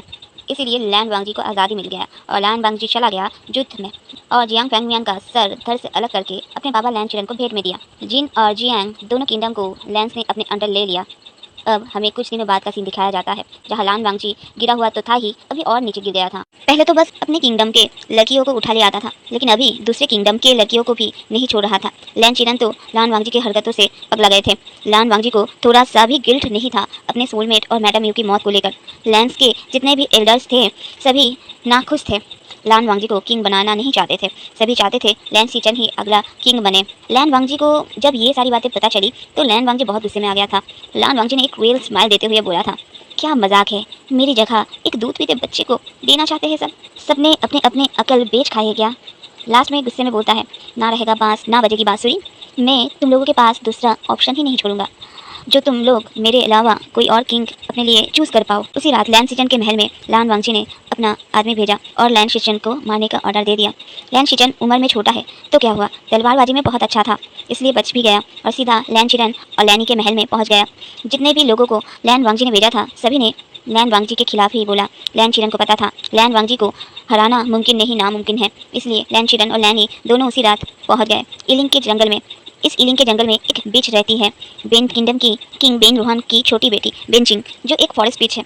लैन चिरन का प्लान था कुछ भी करके बेनचिंग को लैन किंगडम में लाना, इसलिए लैन चिरन और बेनचिंग को अपने बेटे लान वांग जी के जन्मदिन का न्योता दिया और बेनचिंग से वादा भी लिया। बेनचिंग ने भी वादा कर दिया मैं जरूर आऊँगी बोलकर। बेनचिंग एक फॉरेस्ट बिच थी, बेनचिंग सांवली थी, बेनचिंग दिखने में बहुत अलग थी। वादे के मुताबिक बेनचिंग उस पार्टी हॉल में पहुंची। बेनचिंग का नाम भी अनाउंसमेंट हुआ, बेन किंगडम की किंग बेन रोहन की छोटी बेटी राजकुमारी बेनचिंग आ रही है। बेनचिंग के आने के बाद लैन चिरन ने वांग जी से बेनचिंग को मिलवाया, लेकिन लान वांग जी को बेनचिंग बिल्कुल पसंद नहीं आई। बेनचिंग को गुस्सा आ रहा था क्योंकि लान वांग जी अपनी ही तारीफों का पुल बांध रहा था, जो सभी बातें अभी बेनचिंग को भी बहुत इरिटेट कर रहा था।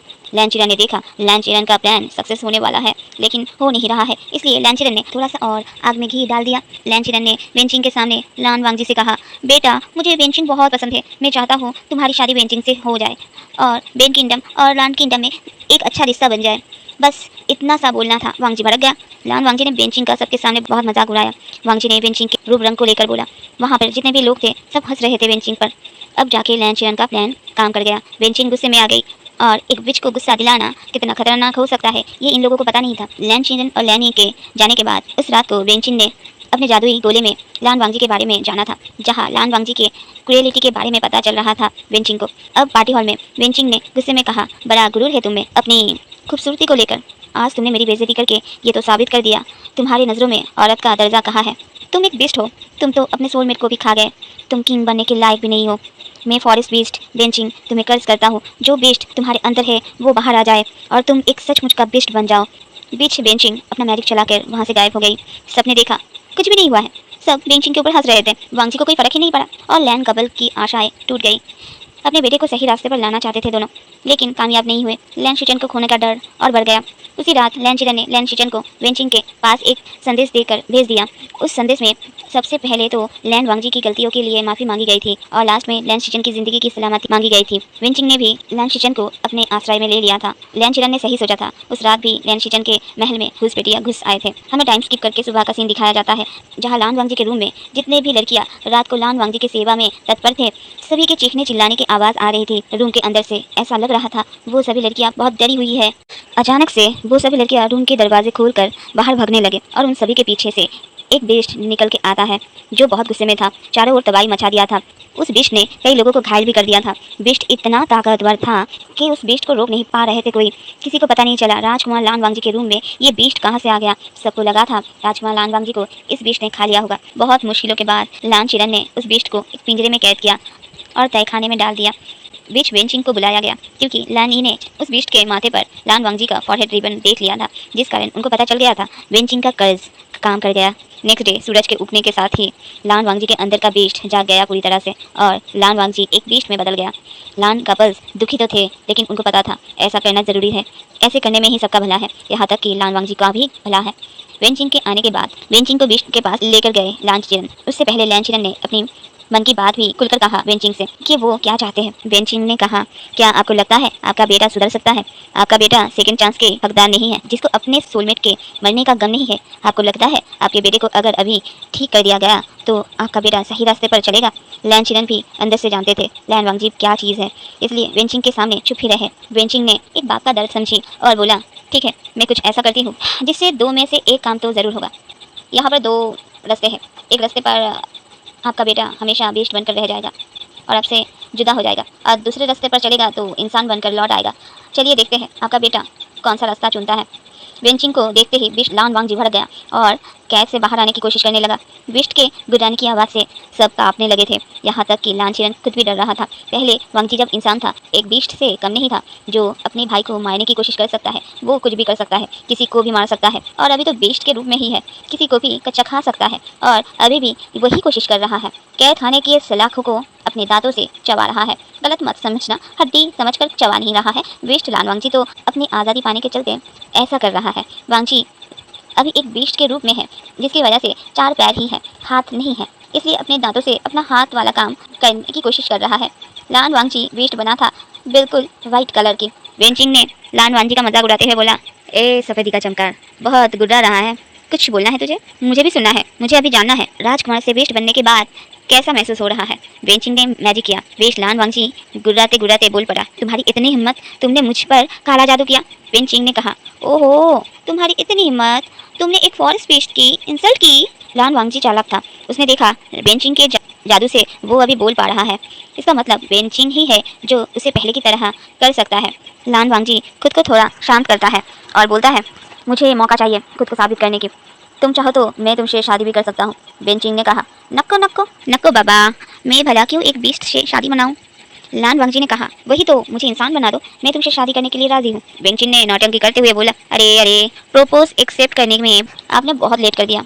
ये ऑफर बस कल तक ही सीमित थी, आज इस ऑफर का कोई वैल्यू नहीं है। वांगजी साफ साफ पूछता है, क्या चाहती हो?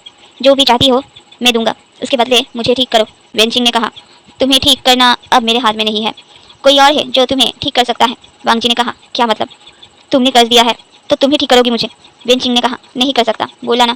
वांगजी ने कहा, नाम बताओ, मैं उठा के ले आता हूँ। वेंचिंग वांगजी की बातों को सुनकर हंस पड़ी। हंसते हुए ही बोली, नाम है विभूषण, तुम्हारा सोलमेट। एक तुम्हारा सोलमेट ही है जो तुम्हें ठीक कर सकता है, लेकिन तुम्हारी बुरी किस्मत, तुम्हारा सोलमेट तो मर चुका है।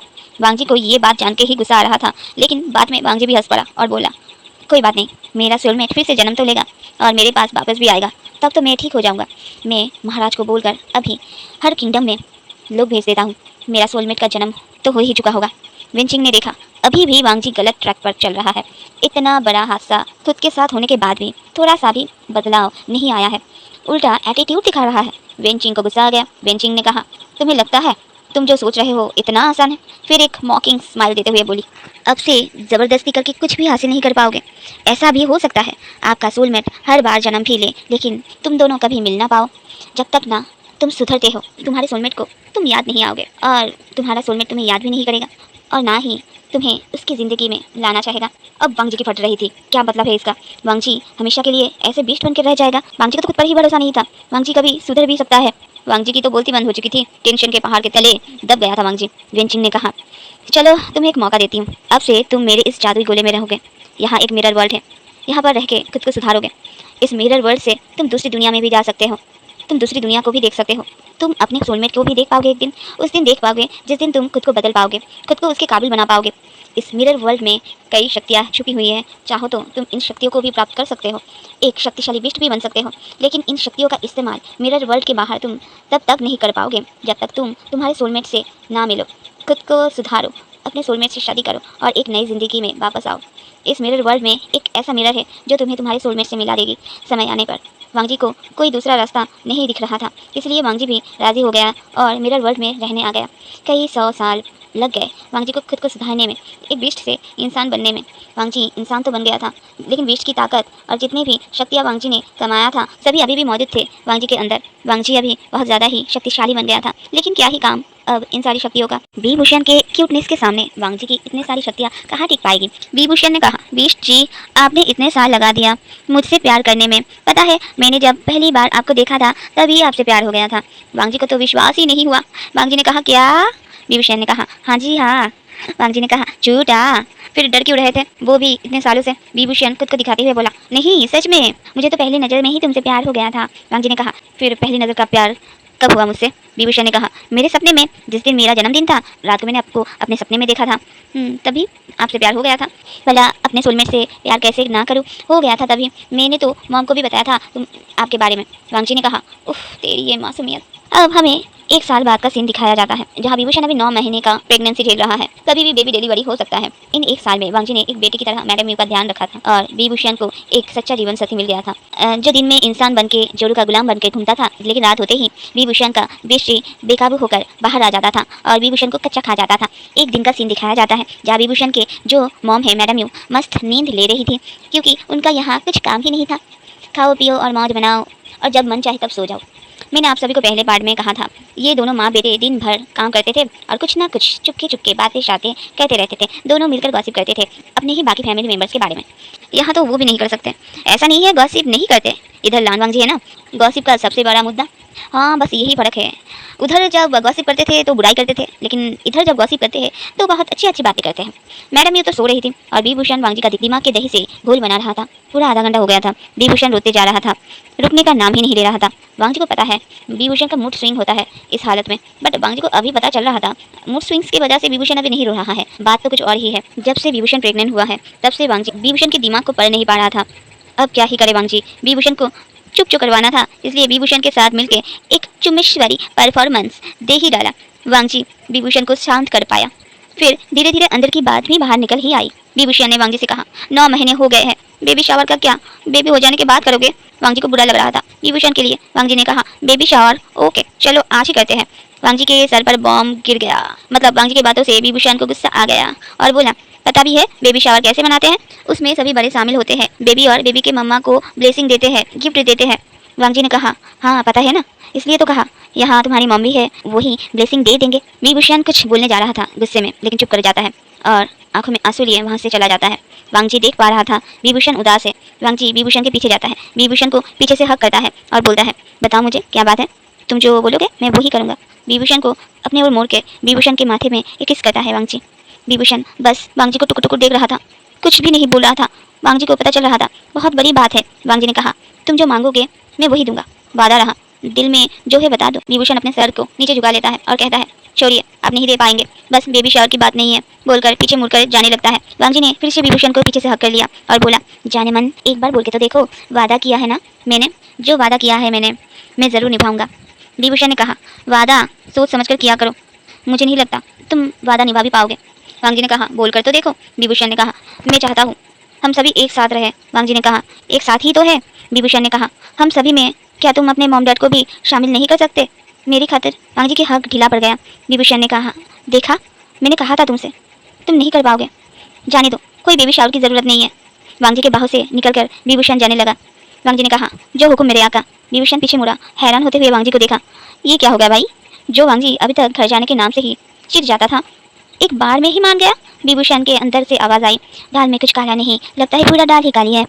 विभूषण ने अपने आंखों को छोटी करके अच्छे से वांग जी को चेक कर रहा था। विभूषण को ऐसा करते हुए देखकर वांग जी हंस पड़ा और बोला, माफ करना, तुमसे ही तो सीखा है मैंने। और वैसे भी बाबे, मुझे अब समझ आ गया है, गलती मेरी ही थी। मुझे भी तो माफ़ी मांगनी है उन सभी से।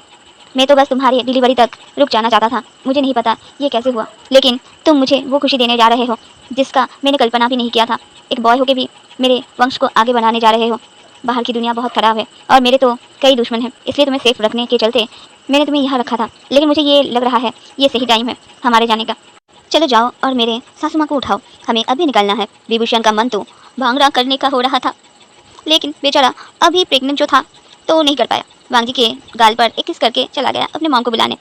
अब हमें लान किंगडम का सीन दिखाया जाता है, जहाँ आज पार्टी हो रही थी। लैन सिचन और वेंचिंग की शादी होने वाली थी। लैन चिरन और लैन ई आज बहुत ज़्यादा दुखी थे, क्योंकि लान वांग जी की बहुत याद आ रही थी उन्हें। आज लैन सिचन को गुम के लिए रेडी लैन वांग जी जो करने वाले थे, यही लैंस के यहाँ पर रेडी थे, जो अभी नहीं हो पा रहा था। सभी ने हाल छोड़ दिया था, क्योंकि किसी को भी कभी भी ये यकीन नहीं हुआ था कि लान वांग जी भी कभी सुधर जाएंगे और इस दुनिया में वापस आ पाएंगे। अभी लैंस सिचन के रूम में लैंस कपल बैठे हुए थे। लैंस सिचन नहाकर आ चुके थे। लैंस कपल मिलकर रेडी करने वाले थे। लैंस सिचन को अचानक से रूम का दरवाज़ा खुल गया और वेंचिंग अंदर आई। तीनों तो डर गए थे। वेंचिंग को अभी इस वक्त यहाँ पर देखकर तीनों एक साथ बोल पड़े, कुछ हुआ है क्या? लैंस सिचन आगे आए और कहा, बड़े भाई ठीक है ना? क्या मिरर वर्ल्ड में कुछ हुआ है? सभी वेंचिंग को अपने सवालों भरी नज़रों से घूर रहे थे। हमें एक बात पता चलता है, सभी हमारे लान वांग जी को कितना प्यार करते हैं। बस ये बात लान वांग जी को पता नहीं था, लेकिन अभी पता चल गया। लान वांग जी रूम के अंदर आते हुए कहा, अच्छा तो याद हुआ अभी तक? मुझे तो लगा आप सभी ने शायद मुझे बुला ही दिया होगा। और क्या, फिर भड़ात मिलाप शुरू हो गई। दोनों भाई एक दूसरे को हक करके बहुत रोए और ये पहली बार थे लैन कपल देख पा रहे थे लैन वांग जी को रोते हुए। लान वांग जी ने कहा, चलो मैं रेडी करता हूँ तुम्हें। लैन ही पूछती है, बेटा तुम विभूषण को नहीं लेकर आए? लान वांग जी ने कहा, आपको क्या लगता है? तब तक बेंचिंग बाहर खड़े हुए मैडम यू और विभूषण को ले आते हैं। लैन चिरन को आज शौक पे शौक मिल रहा था। उन्होंने देखा सेम टू सेम विभूषण के साथ एक पे एक फ्री का ऑफर की तरह मैडम यू भी यहाँ है। लैन चिरन को तो खुशी के मारे खुदकुशी करने का मन हो रहा था। लैन चिरन को अभी मन हो रहा था मैडम यू से एक जादू की झप्पी ले ले और अपने मन को शांत करे, लेकिन उन्होंने खुद पर कंट्रोल रखा, क्योंकि उनको पता था ये उनकी बहन मैडम यू नहीं है। बेंचिंग ने विभूषण और मैडम यू को सभी से मिलवाया। लैन विभूषण के पास गई और कहा, बिल्कुल भी नहीं बदले हो, आखिरी बार जैसा देखा था अभी भी वैसे ही दिख रहे हो, बहुत प्यारे दिख रहे हो, बस थोड़ा गोलू मोलू सा हो गए हो। विभूषण का तो मुंह ही बन गया था, खुद को मोटा सुन के किसको अच्छा लगता है। विभूषण का मूड स्विंग हो गया, वांग जी के ऊपर बॉम्ब फोड़ दिया। सब इनकी वजह से हुआ है, पता नहीं क्या मैजिक कर दिया है, मुझे प्रेग्नेंट बनाकर छोड़ दिया है। वांग जी को पता चल गया था, इस रूम का वातावरण चेंज हो गया है। वांग जी ने कहा, मैंने कितनी बार तो कहा मैंने कुछ नहीं किया, मुझे भी नहीं पता ये सब कैसे हो गया, तुम एक लड़का होकर कैसे प्रेग्नेंट हो गए। विभूषण ने कहा, क्या मतलब है तुम्हारा? इसका जिम्मेदार तुम नहीं तो कौन है? मेरा हस्बैंड कौन है? तुम ही हो ना? तो तुम ही तो हो इसका जिम्मेदार। दिन रात नहीं देखते थे, हमेशा कोल्लू के बैल की तरह लेके रहते थे, मेरा जूस निकाल देते थे, इससे भी चैन नहीं मिला, अभी मेरे से बेबी भी निकाल रहे हो, बीच कहीं के। वांग जी ने कहा, जाने में बीच था, अभी तो इंसान हूं ना। विभूषण और भी कुछ बोलने जा रहा था, लैनी बीच में बात को काट देती है और बोल पड़ती है, लड़ना बंद करो और मेरी बातों को सुनो, ये काम बेंचिंग ने किया है, लान वांग जी ने नहीं। लैन शिचन को दिल का दौरा पड़ने वाला था। लैन शिचन ने कहा, क्या बेंचिंग तुम तो मुझसे प्यार करती थी ना? क्या मेरे प्यार में कोई कमी रह गई थी मेरे रहते हुए? फिर क्यों तुमने विभूषण को प्रेग्नेंट कर दिया? लैनी ने लान शिचन का कान मरोड़ दिया और कहा, इसी बचपने के चलते तुम्हें किंग नहीं बनाया गया है, पागल कहीं के। एक लड़की कैसे एक लड़की को प्रेग्नेंट कर सकता है? लैन शिचन अपने कानों लैनी के चुंगल से छुड़ाते हुए बोलता है, माँ अभी तो आपने बोला। लैनी ने लैन शिचन के कानों को और जोर से मरोड़ दिया। वांग जी ने छुड़ा लिया लैन शिचन को अपनी माँ के चुंगल से। लैन वांग जी ने कहा, माँ खुलकर बताइए ना। लैन ही ने कहा, तुम जैसे भी थे हमारे बेटे थे, माँ होने का सुख तो वो एहसास तो तुम्हें पैदा होने के बाद ही मिला था मुझे। मैं तुम्हारी माँ हूँ, इतने दिनों तक खुद को रोक नहीं पाती, इसलिए हम सभी तुम्हारे जन्मदिन के दिन जाते थे वेंचिंग के पास, और वेंचिंग अपने जादुई गोले में तुम्हें हम सबको दिखाती थी। हम तुम्हें कभी भी नहीं भूले थे बेटा। वांग जी को बहुत बुरा लग रहा था, इतना प्यार करने वाली फैमिली को गलत समझ बैठा था। वांग जी विभूषण की ओर मुड़ता है, विभूषण को हक करके बोलता है, तुम सही थे, मैं हमेशा से गलत था। माँ बाप कभी भी अपने बेटे को नफरत नहीं कर सकते, स्पेशली माँ। माता कभी कुमाता नहीं बन सकती, बेटा चाहे कितना भी बुरा हो। लैन शिचन ने बोला, भाई अपने इमोशन को थोड़ा पकड़ के रखिए, पहले ये तो जान लीजिए आपके सोलमेट वेंचिंग ने कैसे प्रेग्नेंट कर दिया।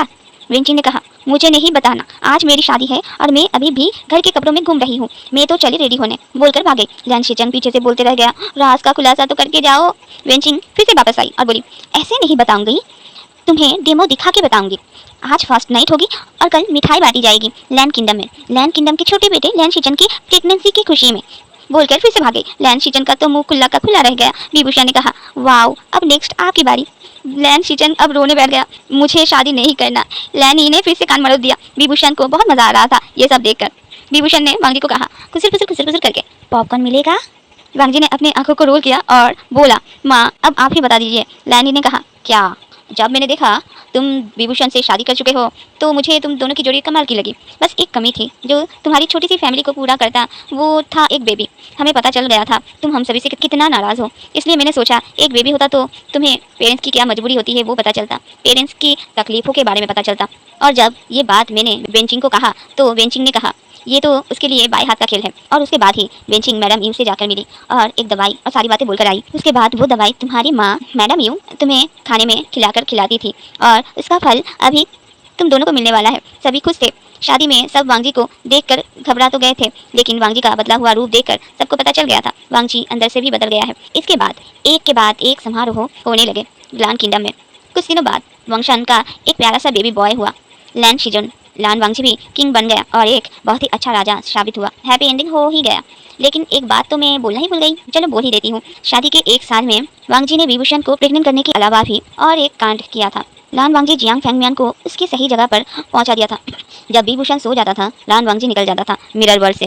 पहली बार जब लान वांगजी मिरर वर्ल्ड से उस दुनिया में गया तो अपने सासू माँ को अपने साथ मिरर वर्ल्ड में ले आया। दूसरी बार जब गया तब उसने देखा जियांग चेंग को जो कोर्ट के बाहर बैठा हुआ था और बहुत रो रहा था। वांगजी तो गया था जियांग फैमिली को टपकाने के लिए, लेकिन वांगजी के इरादे बदल गए जब लान वांगजी ने सुना जियांग चेंग ने खुद पापा जियांग फैंगमियान को और बहन जियांग यानली को पुलिस के हवाले कर दिया है।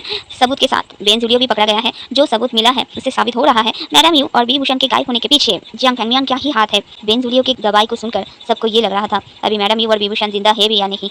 उम्र कैद की सजा सुनाई गई तीनों को। वांगजी को अपने खरूस साले पर गर्व हो रहा था। जियांग चेंग ने कभी विभूषण का साथ नहीं दिया था, लेकिन कभी उसका बुरा भी नहीं चाहा था। इसलिए वांगजी चला गया वापस मिरर वर्ल्ड में अपने प्यार के पास। लेकिन वांगजी तो वांगजी ही था। वांगजी के अंदर का बीज कहाँ चुप बैठता। जब भी मौका मिलता था टपक पड़ता था उस दुनिया में। जियांग फैंगमियान और याली को डराने इतना डराया कुछ दिनों बाद दोनों पागल खाने पहुंच गए। अब जाके शांति मिला वांगजी को। वांगजी तब से इन दोनों पर नजर तो रखा था, लेकिन उस दुनिया में फिर से नहीं गया था। चलिए यहीं पर ही मेरी लिखी गई Wangxian fan fiction story my love lives in a mirror world का समाप्ति होता है। Bye bye dear lovers.